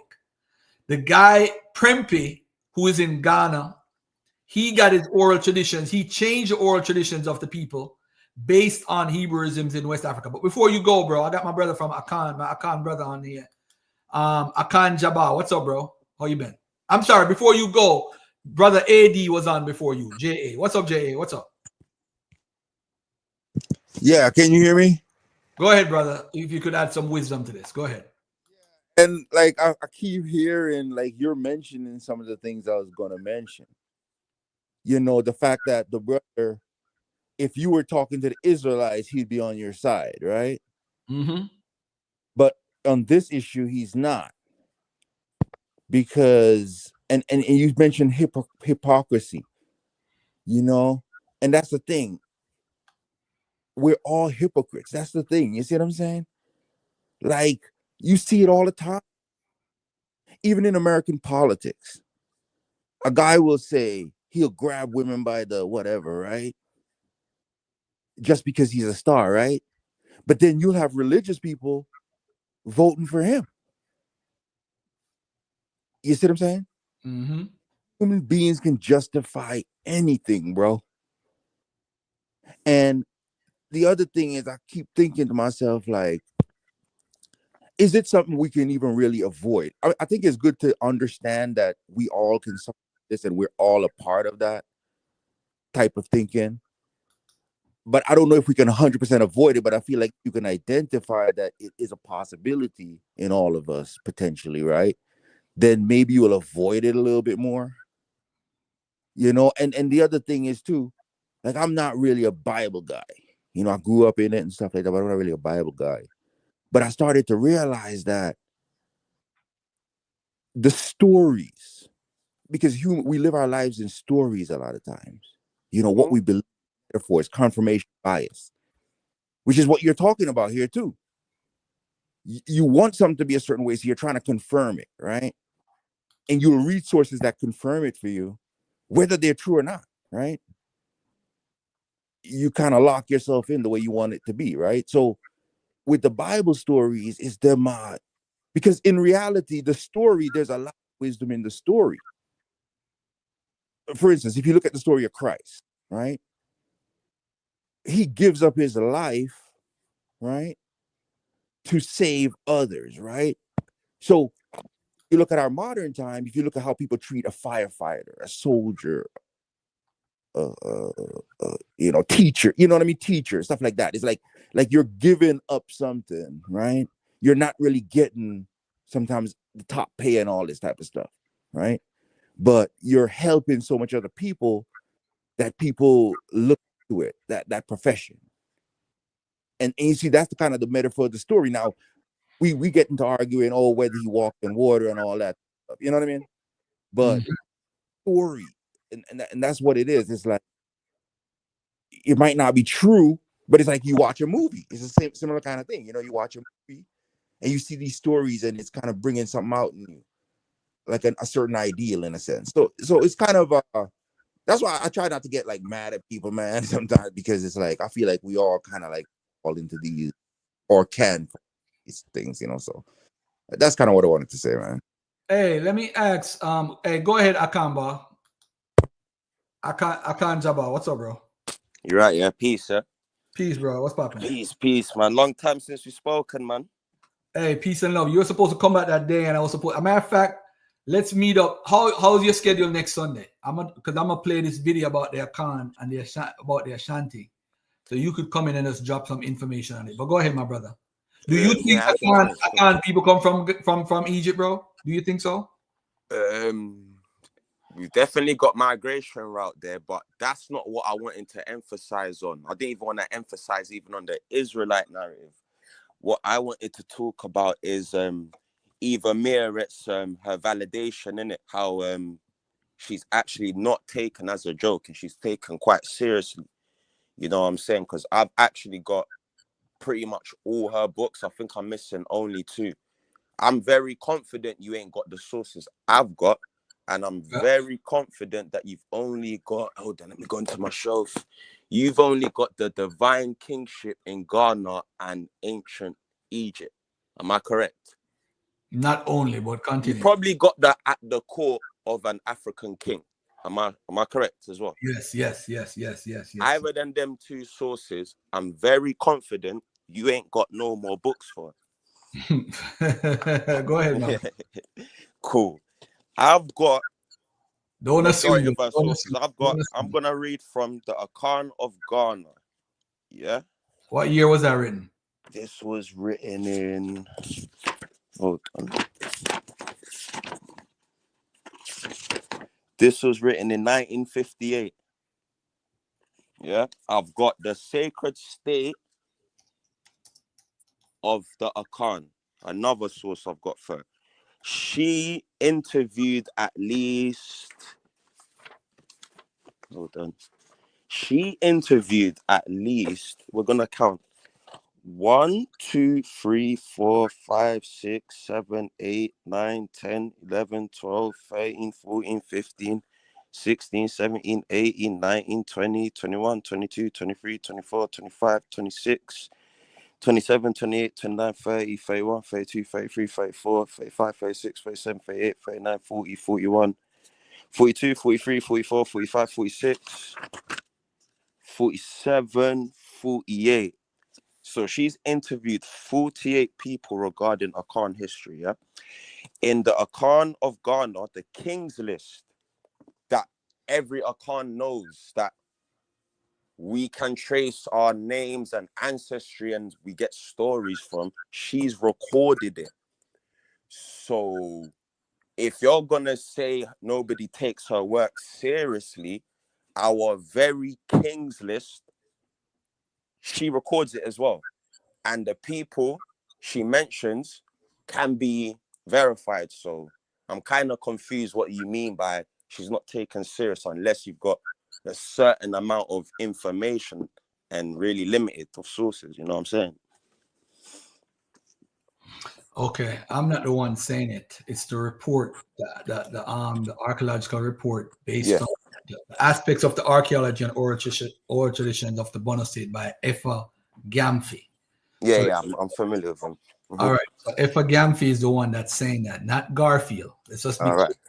All right. Cool. I'm sure Effa Gamfi, I'm sure he got that I'm sure he got that information from what's his name, man?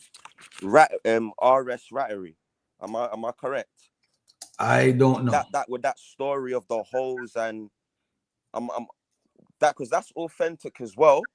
But in that source, I think you're reading from, I think in certain other places, he uses Eva's information. Okay. You know what I mean? It's not that he's disregarding her fully. He uses her info. All them stories with the Bono hole and they came from the hole. The oldest source talking about that in Ghanaian history really comes from Eva. You know what I'm saying? So I don't really get what's going on. That are they saying she's rubbish now? Because I doubt that, because there's a lot of info that I knew separately before I came across these other sources. That is like, okay, like how we dealt with gold. Just simple how we dealt with gold. Like how we, I don't want to talk too much, but how we dealt with gold, how we attained firearms. Like just these basic stories, yeah, that Let me not say, the gold one. I didn't really know about the gold one, but the gun one, I didn't know who brought the guns in, but I knew who they were dealing with, and that was the Dutch. You know what I'm saying? So I kind of knew stories about the Dutch and that, and it's all here. So I'm kind of confused how she's not taken serious. You know what I'm saying? But yeah. All right, cool. Let me get to somebody else. All right. I still haven't heard any information about Egypt. It's just like I gave the example of James Adair. James Adair is not taken serious when it comes to his Israelite claims and Hebrew claims. But he's taken very serious when it comes to the cultural information. It's the same thing possibly with Meretz. That's why I gave that analogy. She's probably great when it comes to Akan and the histories and the stories and the traditions because of what she has done and how many years she's been there. Same like James Adair has been with the Cherokee and the Chickasaw thing for over 20 years. So right now, historians use James Adair information regarding for the Cherokee, but not for the Israelite stuff. And I'm going to tell you why. One, he never knew Hebrew. He never knew the culture. So he would make assumptions, and he even admitted in his writing. Now with Meretz, I'm saying this is why I asked if she went to Egypt.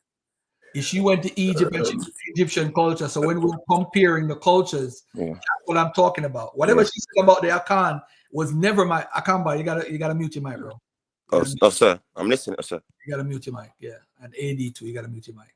So that's why I said regarding this issue. I mean, there's probably other. And by the way, too, there's tons of issues that's saying that her work is. They got issues with her work outside of the Egypt stuff. Because I have a whole file that talks about the Akan and her works and people who is for her and people who is totally against her work. Hold on, Akan Baja. Hold on, bro. We gotta have an order. We gotta have an order, bro. Right.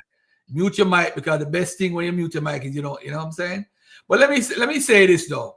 When you look at it culturally though, you might have some similarities with certain things. But overall, as a culture, the Akan in Egypt, I don't see it. I don't see it. So hold on. Let me ask James a question real quick. James, do you see anything that's similar with the Egyptian culture and the Akan culture? Maybe the Queen Mother. The Queen Mother? But you find that all over though. Yeah, it's a matrilineal society. So okay, fine. Well, that's about it. Okay, Obi, what about you, Obi? You see anything between as being that we're amateurs? Do you see anything that's similar? I'm not even gonna. I'm not too versed in the whole Akan culture, so I wouldn't really be able to answer that. I don't really know too much to really comment on it. Okay, Kwame, what about you? What do you see that's similar? Give me 5 to 10 things that Mirowitz brought up that you agree with, or you kind of lean into. I'm not gonna say you agree, but you kind of lean towards that side because of that argument she made. Yeah, she pointed out different similarities between the culture, she has a whole book called The Divine Kingship. So she's talking about how the people looked at the king as divine, the same way how they looked at it in Egypt. Um, the golden stool. What else? It's loads of stuff. It's loads of stuff. Did they have bisexual gods in the Akan Tekiman culture? You said what? Did they have bisexual gods? What bisexual gods is in Egypt? I'm gonna ask you, did they have bisexual gods in Egypt? No, Did they have bisexual gods in the Akan culture? no.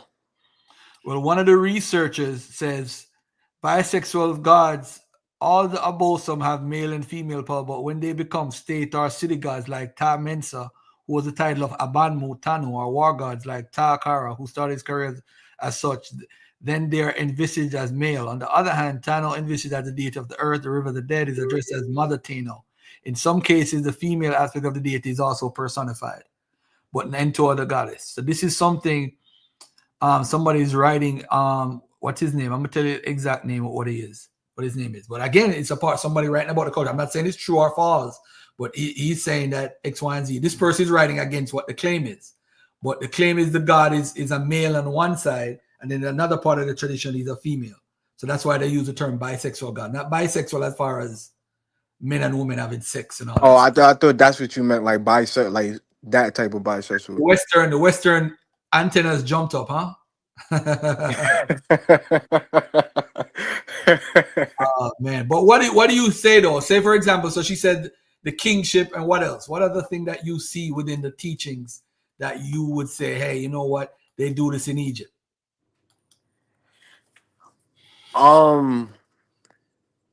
It's so much stuff. She just literally pointing out how the ancient Egyptian is no different than any other African culture. The how the spells is just basically like voodoo and root work and things like that.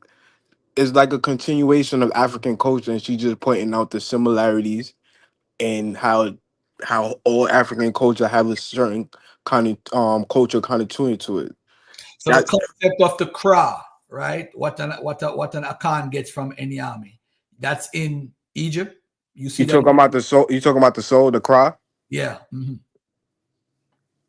You could find that in ancient Egypt. What about the Abuso, what you inherit from the mother, or the Netoro, or whatever from the father? Do you see that in Egypt?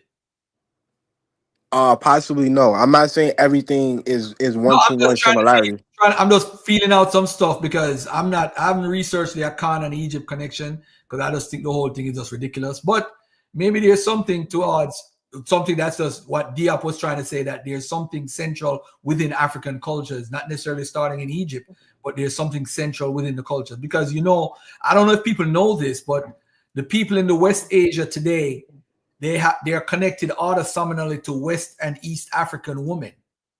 So there is a migration of the woman. It's just like the sickle cell trait is all over Arabia in the Middle East, because the people who carry the Benin haplotype or the Senegal haplotype migrated to that area.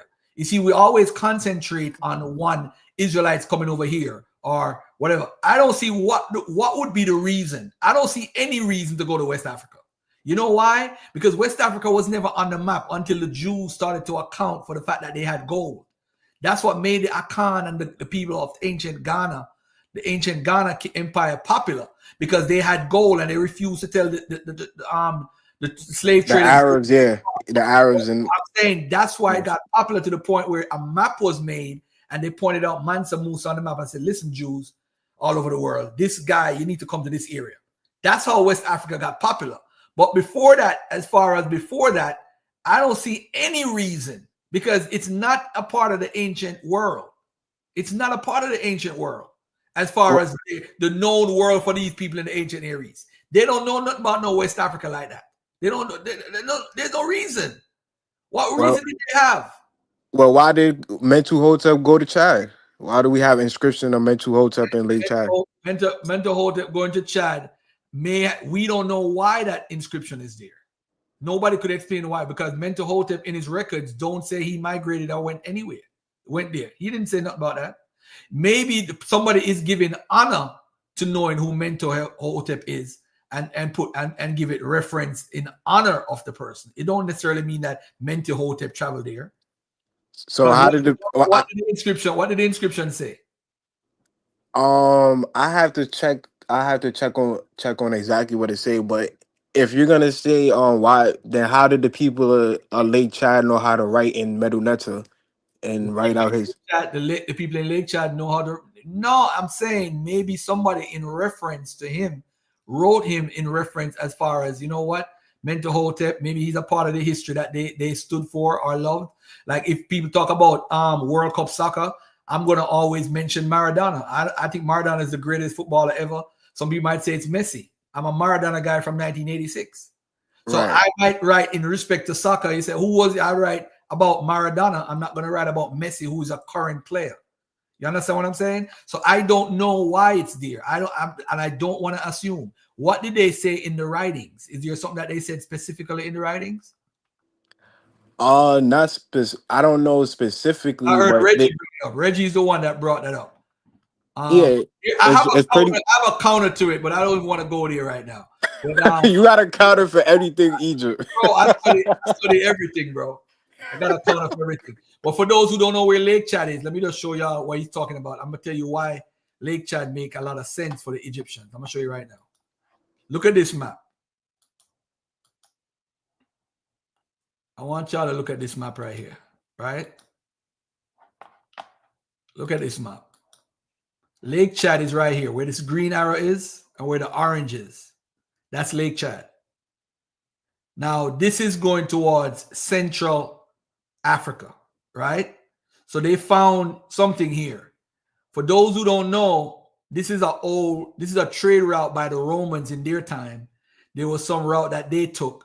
Obviously, there was a route there before, and they took the route to go into Africa. It took them 3 months to get there, and they had a bunch of elephants, and they had a whole expedition.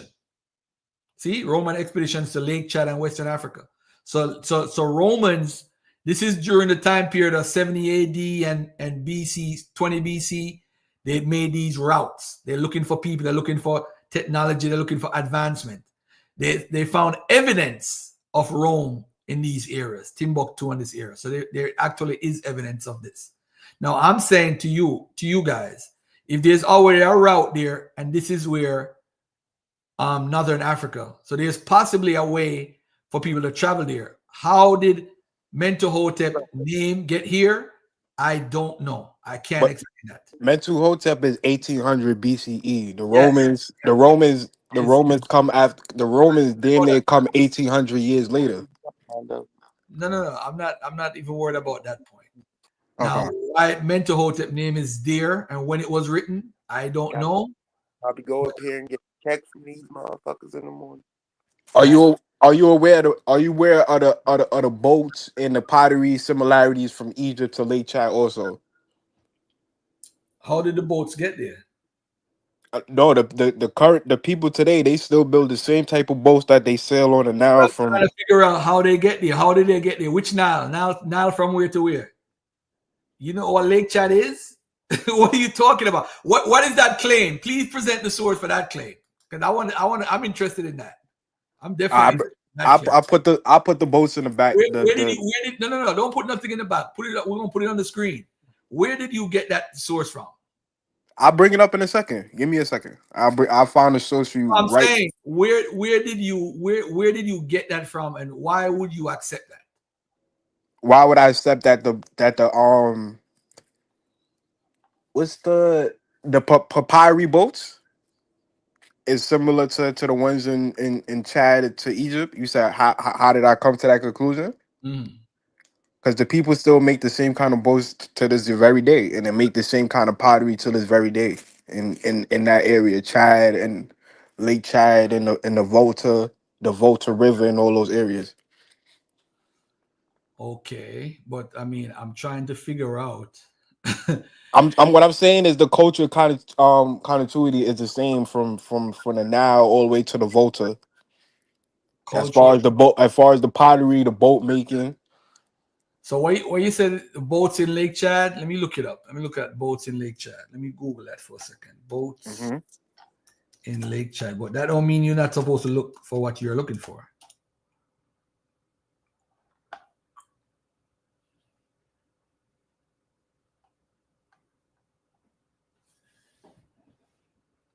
Oh.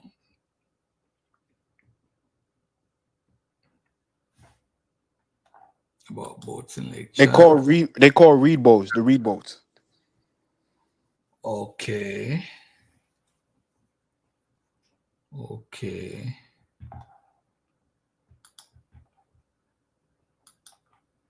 Yeah, send the sources. Let me take a look at it.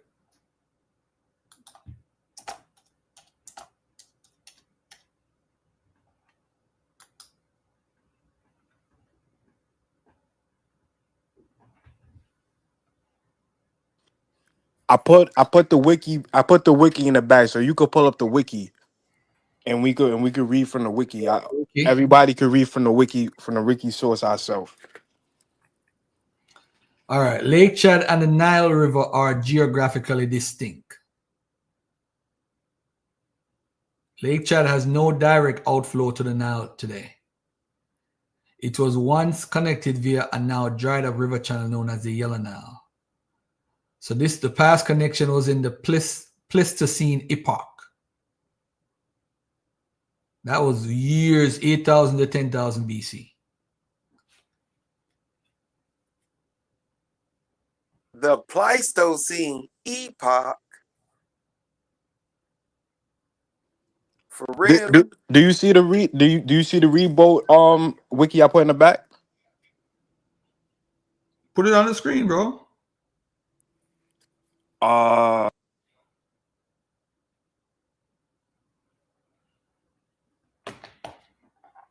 All right, let me look. What wiki article you want? The Lake Chad wiki article? Is that the wiki article you want, brother? Which article do you want? the reed boat. All right, let me pull you down because you got two files up here. Yeah, I put the wiki in the back, the reed boat.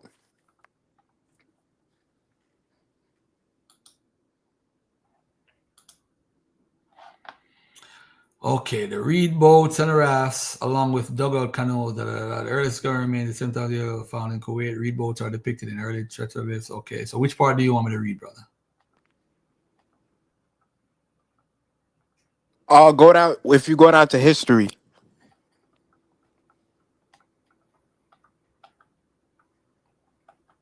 Okay.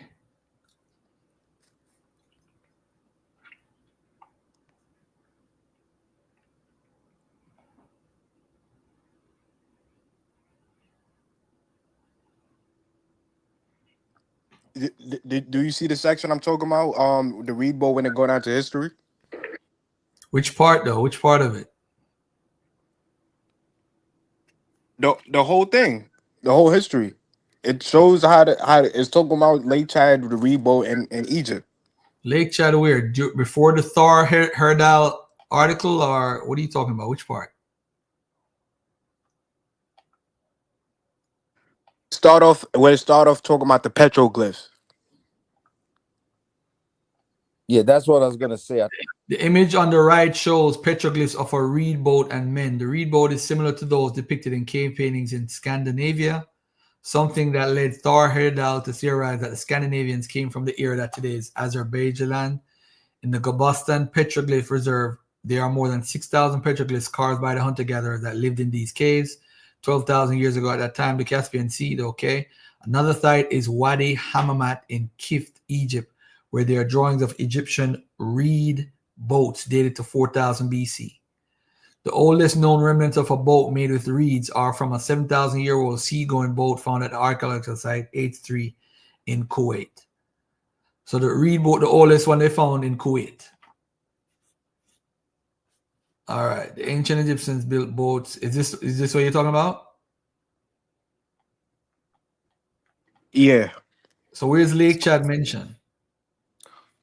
I'm saying they make the same exact reed boat that they made in Egypt, in Lake Chad, in those areas.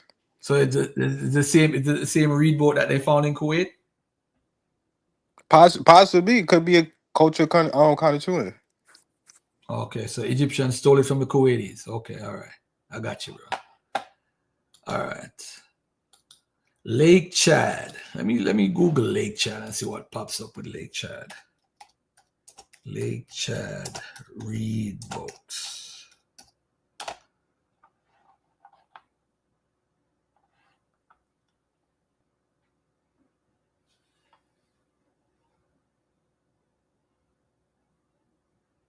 So this says the papyrus reed boats of the Bodama are almost identical to ancient Egyptian papyrus boats used on the Nile.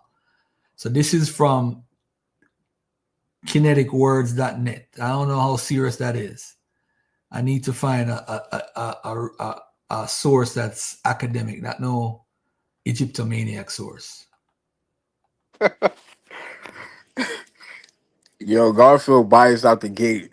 Nah, I can't use no bias source. Yo, I gotta get something that's academic. I can't just take any source. Why would I do that to my audience? I do it with the Hebrews. I do it with everybody. See, that's the thing with me. You see, I'm just trying to tell you the reason why you gravitate, because you see arguments that make your argument better. You're no different than a Bible believer. That is my point. But I'm willing to look at it and look at the sources and draw a conclusion. You know, but I mean, it's yeah,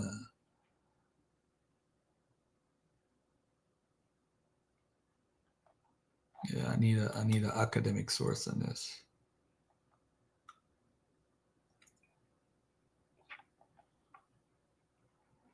All right, everybody chime in while we scatter around. San Miguel, Sabio, Obi, Ja. Anybody want to have something to say? Yeah, if I'm not wrong, I think they before Columbus stuff like that too. But I don't remember if it was just mentioned. In that. Yeah, this is what I know. Lake Chad is landlocked. It has no outlet to a sea or any river. I know that. So I already know that part. So I'm just trying to figure out how it got to West Africa at that time, if they were sailing. But that's another argument for another time, the Pleistocene era and whatever. But I'm not even going to discount that, because maybe in the Pleistocene time they said there was a yellow river. So, but I'm gonna let them continue building on that, man. All I want to say is all this that he's been doing sounds like the Hebrew Israelites running around the world trying to force themselves into everybody's culture. Facts. I don't know why people don't accept African Americans as the greatest black folks on earth. Just accept the culture. They're the greatest. And I'm Jamaican. They're the greatest people on the planet. Wait, Savior, how am I doing anything like the Hebrew Israelite? I'm just pointing out cultural continuity across Africa. That's all I'm doing. I'm not saying that the Akan people are the 18th dynasty. I'm not saying that the Yoruba people are the 20th dynasty. I'm just pointing out cultural continuity between Africans. That's all I'm doing. Garfield like to say that the Egyptians are Near Eastern and they come from that type of culture.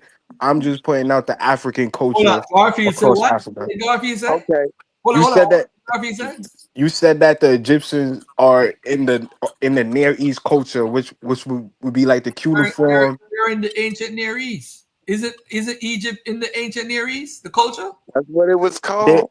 They're not. Egypt is not. Hold on. Wasn't ancient Egypt a part of ancient Near East culture?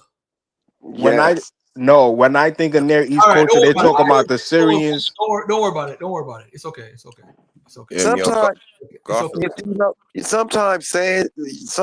just saying shit, Kwame, to be disagreeable, and you know it's not accurate historically, makes your whole argument null and void, because it's like you would deny history to have a talking point. Like, because it was called the ancient Near East doesn't mean anything. Is just the location of a place that they called a specific name, like, or an area. What is wrong with giving it that A&E terminology? I got a question for everybody, right? Before we go any further, right? Do we have any technological heritage that was brought from Egypt? If you don't know, don't respond. I'm gonna give you a fast 10 seconds. If I don't hear nobody, I'll move to the next topic. Do we have any technological heritage that was brought to West Africa or Central Africa, South Africa, East Africa from ancient Egypt? Gold No. mining. Hey Oh, this Garfield, would you consider the pyramid this nigga said ancient gold technology? mine. Of course. Garfield, Well, would that include relics? Of in course. in Igbo land, there are pyramids that are. I mean, they're not as big as the ancient That's Egyptians. not no pyramid like Egypt, bro. That's them stuff with the round stuff and all that. That ain't connected to no ancient Egypt. But let me ask y'all this. What about iron tools? Because we know iron smelting started in West Africa by the people in what we call today Nigeria. What about irrigation systems? Did they copy the irrigation system from the ancient Near East or from Egypt in West Africa? All right. What about the written culture? Do we have them copying the Medianetta, which is one of the most, if, and watch this. If Mika, if me come from Jamaica and come a foreign and me meet you, you not gonna see me write patois in your house or some sort of patois. How come we can't find no Medianetta all over West Africa? We got it in Lake Chad. We Hey, got it in Lake Chad. Okay. Garfield, you see, Eva Meretz here, she's not really saying that Akans No. come from I'm not ancient arguing Egypt, about though. Eva Merit, bro. I'm not doing that. This is why I'm asking specific questions. Written culture, iron tools, irrigation systems. Do we find corn, barley, emmer wheat, flax, palm trees, papyrus?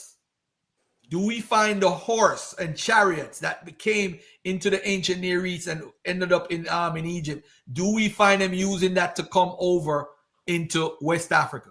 Yeah, the Akans got traditions of horses, of our ancestors having horses. We've got objects. You have evidence of horses? We've got Do you have relics evidence? of men Do riding you have horses. evidence of horses in West Africa? Absolutely not. There is horses. Do ain't we there? have evidence of temples or libraries that they had in Egypt, or the form of them collecting libraries or whatever? Do you find that in Africa? Well, we do find it in Mali, but I mean, as far as Ghana, Igbo land, I wouldn't say the Ghanaians got their Egyptian culture from the Egyptians. no, you're talking about something totally different again, bro. I'm not even arguing that. I'm just pointing out different things. I'm just trying to show a cultural continuity, like my brother said. Are you limited? Are you limited to West? Are you limited to West Africa, or you including Central Africa? You want to bring up Lake Chad? No, I'm just saying because you usually That's the only place he's going to stay is Lake Chad. No, I'm just saying you usually. Do we have scribes of sacred books like we had in Egypt? Do we have science? Do we have the sacred science like what they had in the pseudo sacred science like they had in Egypt? No. Do we have the Egyptian script? Do we have the mathematics that they had? Do we have geometry? Do we have practical engineering, iron, wheel? Do we have these things in West Africa? I just wanted to know. That's all. I'm just asking a specific question. But I know something though. We found watermelons in King Tut's tomb that originated in West Africa. We find malaria. Yeah, we find sickle cell trait in Egypt. We have the mastabas and pyramids, the tumuli, preceded by assumed earlier sites in the Eastern Sahara. Tumuli with megalithic monuments developed as early as 4700 BC in the Sahara region of Niger. These megalithic monuments in the Saharan region of Niger and Eastern Sahara may have served as antecedents for the mastabas and pyramids of ancient Egypt. Not Garfield saying it, the experts. The sickle cell trait, I don't want to get into that, but we know it ended up in Egypt, 80.8%, whatever statistic they have with it, this, whatever. Look at this though. Following the Ugolian period between the 10th millennium BC and early 9th millennium BC, the creators of Unjugu pottery, the earliest pottery in Africa, migrated along with their pottery from Unjugu, Mali, into the Central Sahara. The emergence and expansion of ceramics in the Sahara may be linked with the origin of both the roundhead and Kel Usuf rock art, which occupy rock shelters in the same regions, as well as have a common resemblance,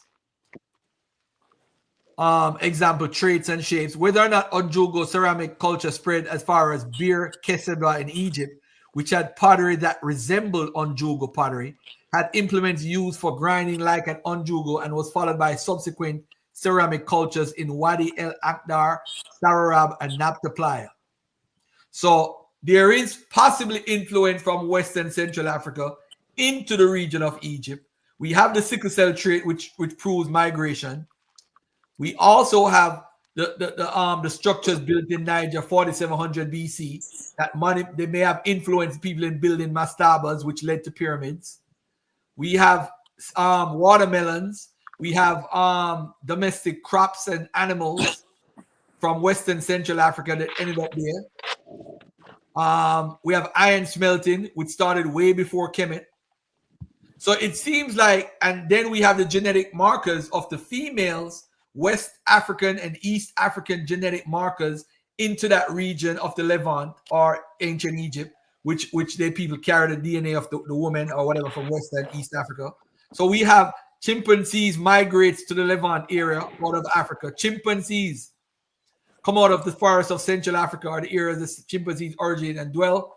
As such, rather speculated by second millennium, chimpanzees and their artistic depictions, statues developed between 2300 and 1500 BC may have been exchanged in a long-distance trade network from West Africa through East Africa into the Near East and other possible areas of the Egypt. So, I mean, where did Best come from? The god Best. Where did he come from? He comes from out of Africa. So you saying this reverse, basically? Best and Montu come out of Central Africa.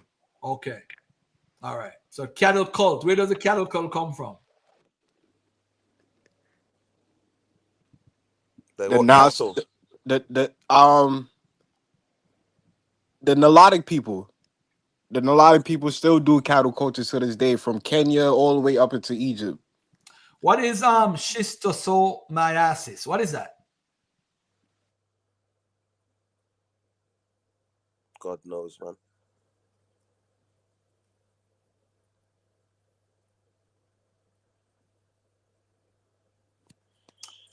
They said that the people in Egypt had that condition and that it comes out of the African Great Lake regions. They actually found a couple DNA markers of females coming from the African Great Lake regions. So many people came to the Egypt from different colors. But the point of me reading all of this, whether you agree or not, is to show that we concentrate so much from people coming from Egypt to West Africa. What about the people from West Africa coming into Egypt? Even if you look at Christopher Ehret, who died recently, rest in peace to Christopher Ehret, he talks about the migrating of the people, bringing certain religious things to the Levant and to the Egyptian area. So I mean, we look in one direction. What about the other direction? The other direction, people are leaving from one area and going to Egypt. Not in no mass amount of people like 5,000, 10,000. We're talking a small amount of 25 to 50 people. I'm not talking no big people amount. So it means that people migrating and leaving an area. I'm not saying no one left Egypt, but Egypt was that was the place to be. I wouldn't leave Egypt for nobody. That is the joint.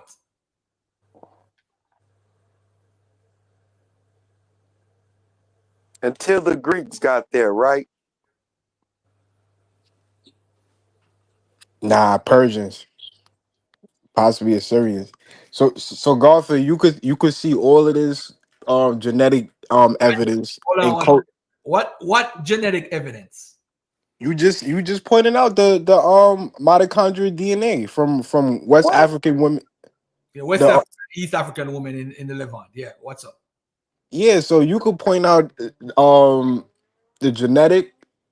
You could point out the trade, the iron smelting, the crop trade, and the you just seen the Rebo for yourself. So you could see all of this cultural continuity and then basically say I'm making the same argument as the Hebrews. Are you serious? No, I'm saying cultural continuity of what though? What are you talking about? There's no cultural continuity in West Africa. Where's that? This is why I asked these specific questions. This is why I asked, hold on. This is why I asked about technological heritage. Hold on, don't interrupt. All right. Technological heritage, iron tools, irrigation systems, written culture is very important. This large surplus of food, corn, barley, emmer wheat, flax, palm trees, dates, papyrus? Where's the papyrus from Egypt in West Africa? If I Well, was traveling, this is where the paper of the New Testament was written on first. Why is it we don't see it in West Africa, bro? Why we don't see the things that we see in the come on. We don't see the advancements. We don't see the mathematics. We don't see the science. We don't see none of that. We, as in me as a West African, we developed our own things here in West Africa. That's what we did. But you're trying to say, no. You're trying to say, oh, this is possible. Okay, show me the 20 to 25 people that migrated or whatever people migrated. Show me them. Show me the study, and let's get it in. you want me to go back in time and point out 25 people that migrated from the Nile Valley into West Africa? So many people migrated. But why are they migrating to West Africa? Why? You won't be able to. Maybe because there's war. Maybe because there's war. They're being. Maybe because there's war. They're being invaded. Look what I asked AI. I said, AI, why did the Egyptians stay in Egypt during the Persian period? During the Persian period, Egyptians largely remained in Egypt because the Persian rulers primarily focused on governing and extracting resources from the region rather than actively trying to assimilate the Egyptian population or culture. Here's a more detailed look at why the Egyptians stayed in Egypt during the Persian period. Persian administrative structures. The Persians established administrative structures to manage their vast empire, including Egypt. These structures often included local officials and administrators, ensuring that the Persians did not need to drastically alter the lives of the Egyptian populace. Resource extraction. The Persian rulers primarily focused on extracting resources from Egypt, such as agricultural products and taxes, rather than trying to fundamentally change the Egyptian way of life. Limited direct contact. There was limited direct contact between Persian rulers and the Egyptian masses, with local officials handling most interactions. This minimized the impact of Persian rule on the everyday lives of Egyptians. Cultural preservation. While the Persians were not always successful in integrating their culture with Egypt's, there were instances of them respecting and preserving aspects of Egyptian culture, such as religious practices. Now, when the Israelites said that the Egyptians like to lie on their own record, they love to bring up Hatshepsut, and they didn't document Hatshepsut doing this and that. Then I said to them, okay, when the Persians ruled, they documented that the Persians ruled them, and they told the truth as far as who was the king and what they did and everything. That was always my argument. This is why I know when the Persians took over, the Egyptians stayed put. They had no reason to run. They just basically lost the war, the battle. That don't mean people is running out of their homes because of that. Come on, man. We got to stop this foolishness. You can't show when the Egyptians left out of there, the massive Egyptians. Nobody can. Did the Persians put the Semitic people in authority over the Egyptians in Elephantine? What? Did the Persians put the Semitic people in Elephantine? As authorities. They was the what? Like, wasn't the Semitic people collecting money from the temples? Yeah, and they was guarding the Persian interests in Egypt. So what? I just read right here. I just read it. It said the Persians established administrative structures to manage their vast empire, including Egypt.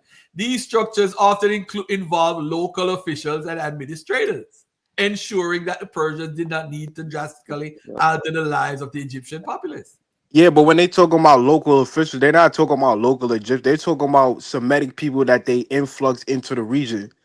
That's how you have the Elephantine and the Jews and Elephantine and all that stuff. Those are military. The Jews in Elephantine came before the Persians took over, brother. What is he talking about? The Jews. Why do you no. Garfield? I don't know. Are you saying the Jews was in Elephantine prior to the Persians? Prior to the Persians, yes. Absolutely. That's a fact. What are you talking about? So Kwame, I'm gonna give you some advice. I can't, bro. I can't. Hold on, Kwame. I'm gonna give you some advice. 26 more minutes and I'm out of here, family. There's a historical show, based off of what you were just talking about with the Persians in Egypt and Alexander. It's called Alexander, I think. It's on Netflix. You should try to catch that show if you could. All right, because some of these things are actually broken down by historians, and you will see some of the things mentioned that you're talking about. How do you think I learned about Tel Es-Akan? I didn't learn about Tel Es-Akan not only from useful charts. I learned about Tel Es-Akan from watching that.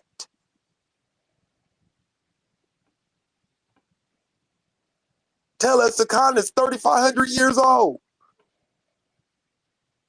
Occupied by Canaanites. Actually, it's 5,500 years old because it's 3,500 BC. You remember they built it in you're right. the Canaanite region, right?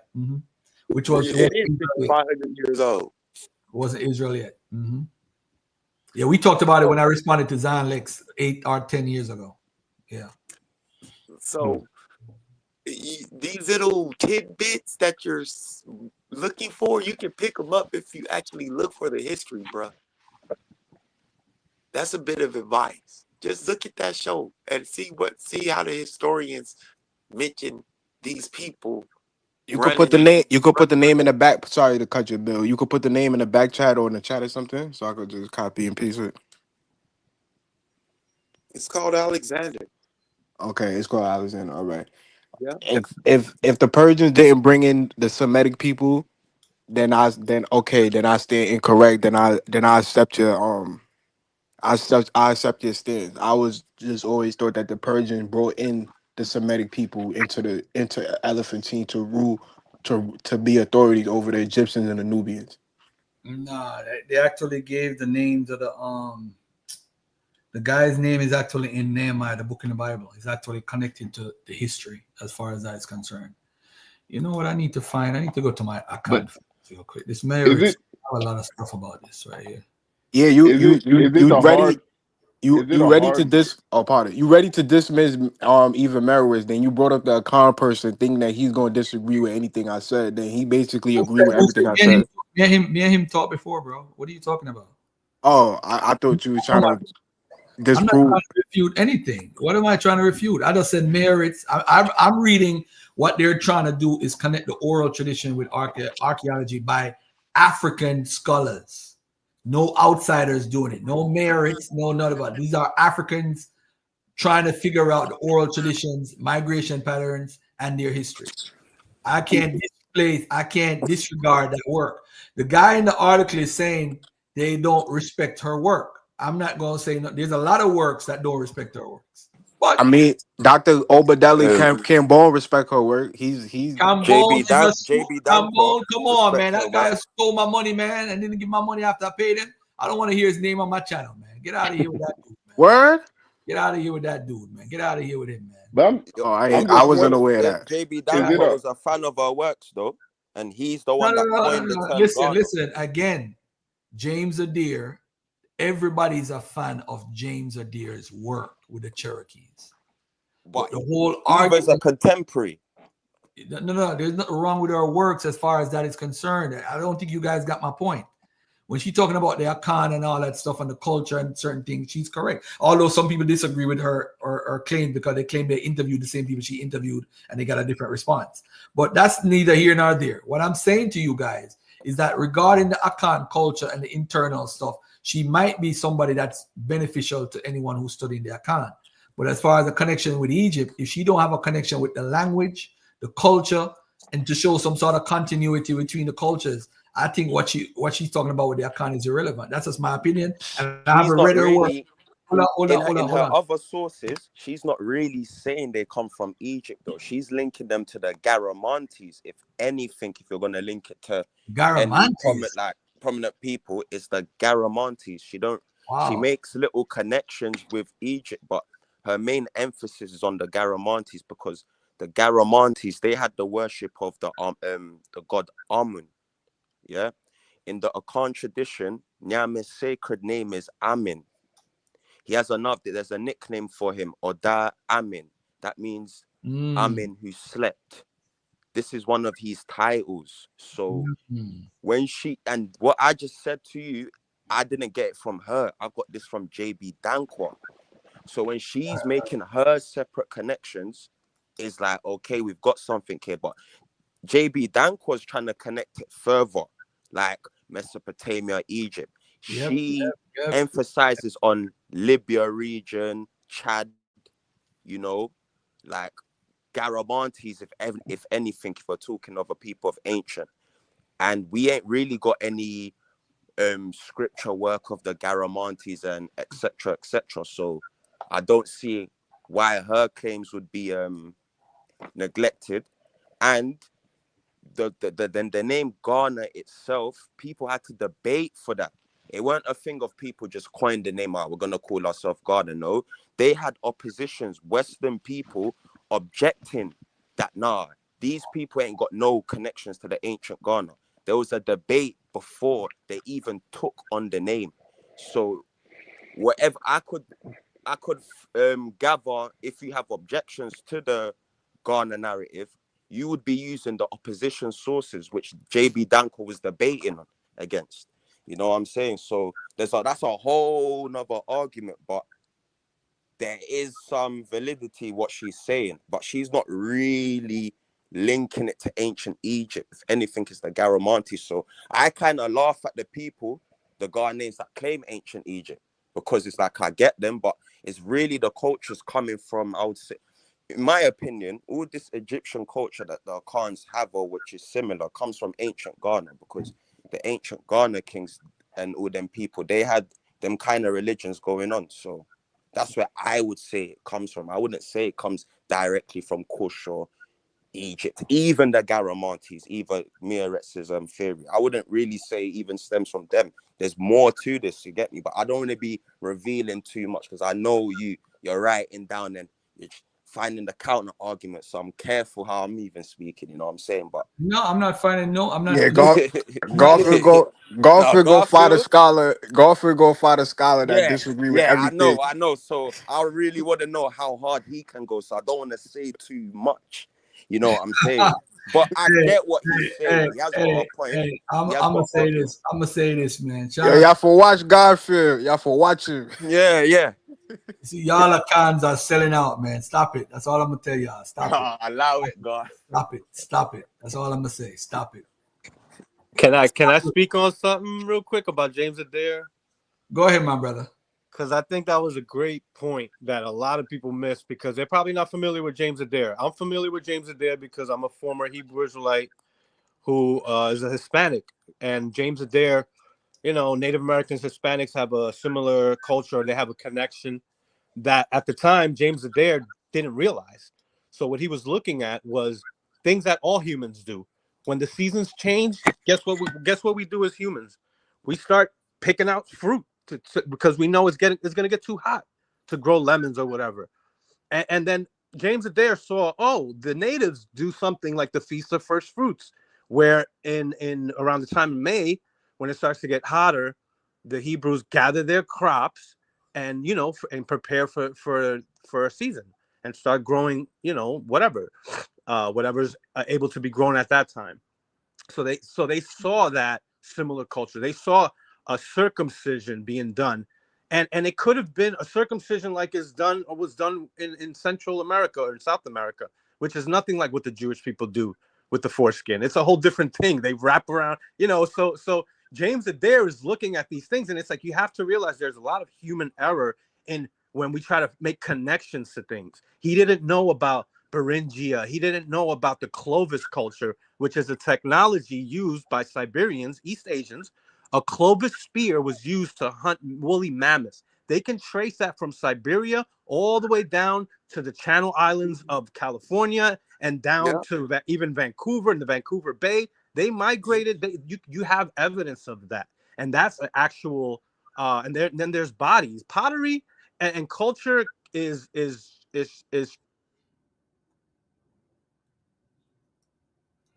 But I think what separate that argument from the arguments that we're making is proximity. Mm-hmm. That's what separates the argument. Proximity as far as what? Hold on. Proximity as far as what? Hold on. Proximity as far as what? He's talking about two different continents. We're talking about people on the same continent. They're not. They're thousands of miles apart. It would make a stronger argument because it's even further away, and they could find a stronger connection. So that's You even a see, stronger James argument. Adair, when he wrote his sources, did the native Indians know he was writing things about them in that context? Did they even know this, or was he just doing a lone wolf thing and just giving the information to the Europeans? Because we don't know if the native Indians knew what he was writing. If they knew what he was writing, then Garfield's got an argument with the Eva Meerits or whatever. But if they didn't know what he was writing, the comparison is not correct. Of course they know what he's writing. Of course. Boy, man. She interviewed a good 44 kings. A good kings, at least. Hold on, she interviewed how many kings? From where? Let me go back into the How many kings she interviewed? Hold on. Garfield about to trip you up Should I because you read out said all the 48. names? You said 48 I earlier, can so now read he all gonna the try to names. point out. Nah, but read y'all all the names crazy for if you. y'all believe that bullshit, man. That's bullshit, Should bro. I read the names for you? 48 kings from where? 44. Oh, then. There's no 48 kings ruling in her lifetime. So how she Oh interviewed no. You're talking about the chief of chiefs, like let's say for example Asante Okay, then. Hene. So let's be careful. Here. No, you've got the We little gotta be. kings. We You've gotta got the be. mini kings as well. She Okay, interviewed so them. we gotta be careful then. That's why I said which kings. Cool. Hold on a second. 44. But yeah. A lot of kings. Hold on. Yeah. So where was I reading from again? Oh God. Hold on. She interviewed. Oh my God! I just had it up as well. When I see it, here we go. She interviewed Asante Hene, Nana Se Ose Ajiman Prempe, Adanse Hene, Nana Kwadjo Amoako Ajiman, Asuma Jan Hene, Hon Nana Kwame Jabi Abibio. Are you gonna read That name you can Are find you that in gonna read? Nigeria. Are you gonna read all those names out? No, I'm not gonna do that. But you get what I'm saying? There is kings. She interviewed 1, 2, 3, 4, 5. The Ashanti Confederation. I'm not gonna go into the other people, but within the Ashanti Confederation, she interviewed 1, 2, 3, 4, 5, 6, 7, 8, 9, 10, 11, 12, 13, 14, 15, 16, 17, 18, 19, 20, 21, 22, 23, 24, 25, 26, 27, 28, 29, 30, 31, 32, 33, 34, 35, 36, 37, 38, 39, 40, 41. So within the Ashanti, I read colonial states. Sorry, my bad. I didn't look properly. 1, 2, 3, 4, 5, 6, 7, 8, 9, 10, 11, 12, 13, 14, 15. So cool. She interviewed 15 kings from the Ashanti Confederacy. And in another section, in the colonial states, where the colony was really ruling, she interviewed the kings there. Then she interviewed the people up the northern region. A good 1, 2, 3, 4, 5, 6, 7 kings. And familiar names, I'm familiar with. So she interviewed people, yo. Like she didn't just all of this outside of Ghana coming in. So what did James Adair do? What did James Adair do though?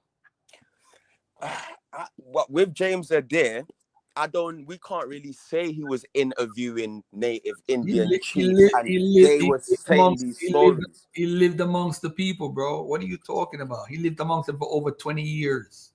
He's the number one resource. They're not telling him. He's the number one. Hold on. He's the number one resource about Cherokee and Chickasaw history. Yeah. That's who they lean on for that, bro. It's the same thing with I'm not too well informed about. Hold on. What I'm saying is that anytime somebody lives amongst a culture, like with James Adair, I'm not dismissing everything that he says, but I dismiss what I can in context. Some of the craziness because he doesn't have any. He does like her. She don't have an. Does she speak the Egyptian language to understand the linguistic? You see, because when you're doing cross-cultural research, you have linguistics, you have archaeology, you have anthropology, you have genetics, and you have history. All those things factor in. Does Egyptian history factor into studying Akan history? Does the anthropology, as far as the study of movements, factor in? Do we have a history of people from Western? Yeah, you could say because don't interrupt. Let me finish my point. I'm in the middle of a point. I'm saying that this is how you look at it, all the 5 facets. I'm saying as we read something, we gravitate to it. I'm saying the Akan people are special. They are special people. I'm connected to them. And I believe them in their oral traditions. I believe that they come from the ground. I believe that they Garfield is I believe all their oral traditions, the ones that were prior to colonialism. I believe So all of them. but the ground so is you gotta Bono. take But you the gotta ground take the is Hold Bono. on. You know Can that, I right? talk without anybody interrupting me, man? Come on, man. We got So, hold on. How much time good we got? Garfield. We got Yeah, the 11 ground. minutes left. Y'all got the floor. I'm gonna shut up. I'm gonna mute up. Y'all got the floor. Cool. Yeah, Garfield, the ground that's in reference is the Bono region, because another meaning for Bono is whole. You understand? So when they're saying they come from the whole, is them technically saying they come from Bono region, because within the 8 clans, maternal clans in the Khan tradition, the Adrana people, they've got in their tradition coming from Kumbu. That's further out and beyond Bono region before they stepped into Bono. So you know what I'm saying? And all these things are verified. So when they're talking about Ho is really Bono. And there's only 2 clans that claim to come from the Ho. And that's the Oyoko clan and the Adrana clan. If you're talking about the Breto, the Asini, Aquana, no, but the Yoko come from the Aquana. That's another thing. But there's 8 clans, yeah? Only 2 of them narrate what Garfield's really saying. But there's context to what Garfield is saying. Garfield's just giving it to you like they come from the whole. But we all know that that's not true. Humans don't come from the whole. These holes are really caves where the kings and the royals used to be in, because till this day, they've got certain rituals where they go to the caves and initiate people and certain things, you know what I'm saying? So there's context to the whole, you know what I'm saying? So, yeah. And as far as the language go, even in my name, the word mental is literally the singular for the word Bantu. In any African language, in any Bantu language you go to, the word Muntu or Mantu mean man. Yo, get out of here with that pseudo But linguistics, Mentu's not bro. really a car name. Manu is, but I'm Manu, that's talking about good. I'm talking about Bantu and Mentu is the same word. No, Mentu, Oh you don't find man, that we in the got account. Asari Motep Part 2 right now. Come on, man. Get out of here with that, man. Get you out of can't here. do, but you can't disprove that. You made that up, bro. You How made I that made up. it, You if made the that up. Is Bantu an African word? huh? Is Bantu an African word? It's a Niger Congo word. All right. Is Bantu? Can Akan people say Bantu? No, I'm not. Well, I'm talking about. I'm not specifically talking Because you about. want to connect yourself to Egypt, so Bantu mean Mentu. Yo, you make me sick right now, bro. You make me get off my stage. Get off my damn stage. That nonsense. Get the hell out of here with that bullshit. Crazy as hell. Damn. Nancy, why you just damn? You just threw Crazy, man. This is just way out. Bantu is meant to. Oh, So it's not possible that these civilizations just naturally, organically form their own, cultures. It has to be influenced by somewhere somebody else. else from the east, from the ancient Near Like, East. Yeah. because I mean, y'all could have it, man. I'm done. Y'all could have it. Y'all could have yeah, it. because I mean, like, there's different. I mean, how do you? Because we can't explain how other continents, they have a lot of these some of these cultures, they have similar things, and we know that they didn't intertwine. Yes, they did. That's what you call cultural continuity. So people in the ancient Near East was connected with people all the way over in America because of similar practices, yo. No, It's the cultural what I mean continuity. by they didn't intertwine, like when I like an easy one is how you got Israel culture and then you have Igbo culture where they circumcised. That didn't come from each other. That No, that's came from cultural continuity, bro. That's because the cultures was connected at some point. no, We but just there's don't know okay. exactly. We can assume that, but there really is no there's no document that they actually did though. I agree with you. I'm just showing you I'm just playing the role of devil's advocate Oh, at okay, this. okay. Because I'm just saying that everything doesn't have to be, oh, this people brought it here because this, or these people were first. It doesn't it doesn't. I'm just saying that it doesn't have to be. That doesn't have to be the But explanation for something, but we especially when it can't be proven. But what it's if still what if there's tribes about that saying that yeah, these people came from somewhere. They're not original to this place, yo. What Say about that that. if you've Say got that again. witnesses? Can you say that again? What about if you've got witnesses that's just like other tribes that's got their own oral traditions and how they're the originals of the land and how this person came from so and so? Because from my people, it's generally agreed we came from north. So when you find us down south, that's not our original place. And we can confirm that through our tradition and through the other tribes that surround us. That's not a Khan that can confirm So from their can tradition. I So you've got witness account. So can I ask you? That Can mostly I say ask that you that? the Khan arrived in West Africa recently, correct? Well, not recent, but nah, I'll say they were there for a while, but the modern day Ghana, they weren't there in modern day Ghana. That's not their original place. Facts. Okay, so Even Garfield to narrate the whole narrative, that whole story and its origin and where it leads to, it has nothing to do with Ashanti region, Asumenja, like all them places there. Those are all, it's all up north. It's going upwards because we've got the Ga tribe, we've got other tribes that they've got their so own you're narrative, so and you're of the icon. That's yeah, what you're saying. All right. yeah, So are you saying within the icon? Because you hmm can say that it's majorly agreed upon. I'm gonna be honest. I'm not real versed in Akan culture, but are you yes, honestly can say that within that community or tribe that there aren't people people who believe that no, we are.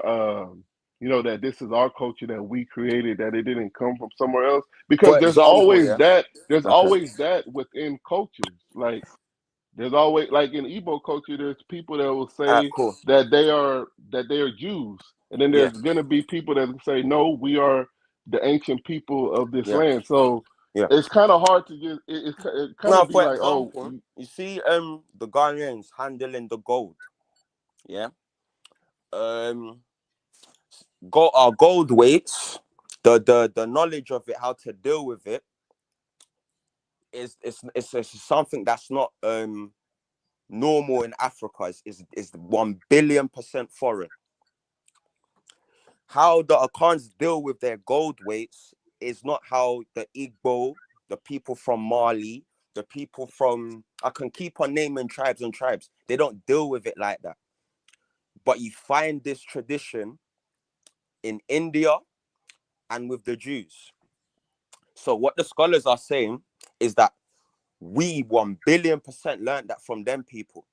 What I'm saying is kind of what you're saying. That comes from us. You get it? So it's another okay, topic, but yeah, there's okay, evidences out there. The Ghanaian culture, like the kente cloth and how we deal with this and how we done with that. In our narratives, we say that comes from Bono region. Everything, blessed thing we do comes from that region. But now when you go to that region, you've got to ask, what's going on here? How long was you lot here for? Did you lot come from somewhere else? And you know what I mean? And then you find out they came from another place beyond there. You know what I'm saying? So I if got I'm you. gonna connect my people to ancient people, I'm not gonna go to the ancients first. I'm gonna go follow a certain methodology. You know what I'm saying? So I'm gonna start with the closest, and then the closest, and what I can find in this culture. Then because if we're finding foreign similarities in the Akan culture, and it's not from like an ancient folk like the Egyptians, but from a predecessor that's not too far, we got something here.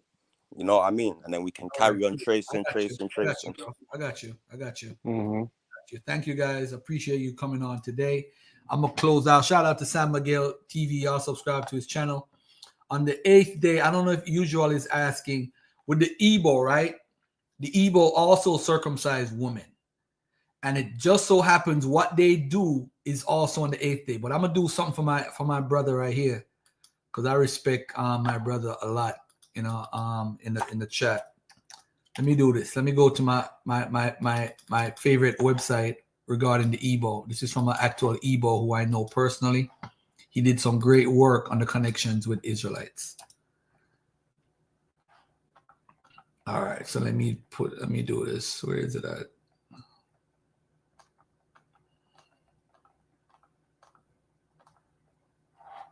Why is it I can't find this article? Oh, that's the wrong article. Oh, man.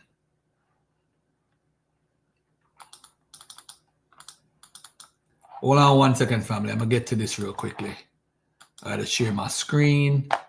This is for those who talk about the Igbo and the circumcision. This is very important. Extremely important. Check this out. Because this is one of the main arguments with Hebrew Israelites. They talk about the Igbo and circumcision. So let me do this. I'll make this bigger so everybody could read this on the screen.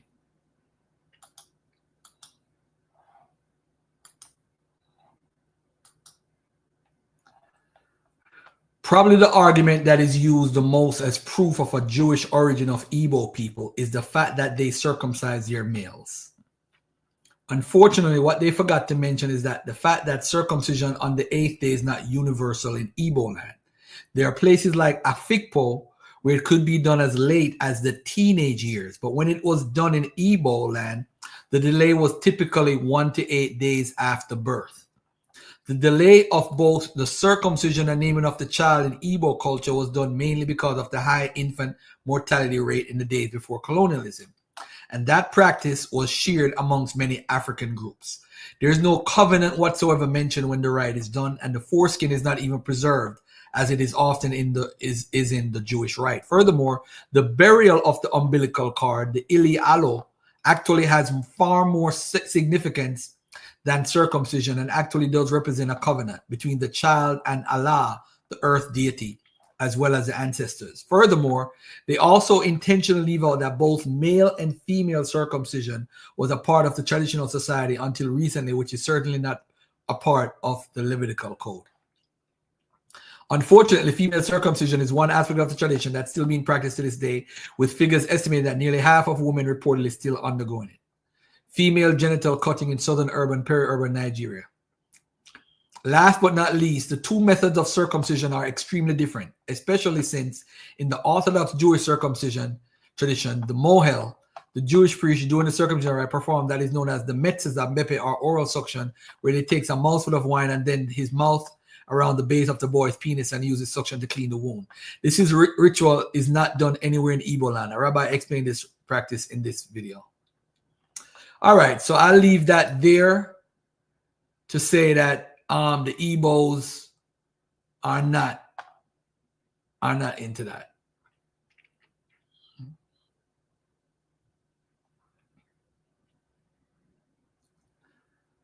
Look at this pseudo Kwame. Kwame, you're more pseudo than anybody I know, bro. For real, for real. You are the pseudo. Well, let me close out with my theme song. Let me get out of here. Peace and love to y'all. Who knows what dastardly crime might represent next? It's a very clever art criminal who must be put away. Another innocent victim. I don't know.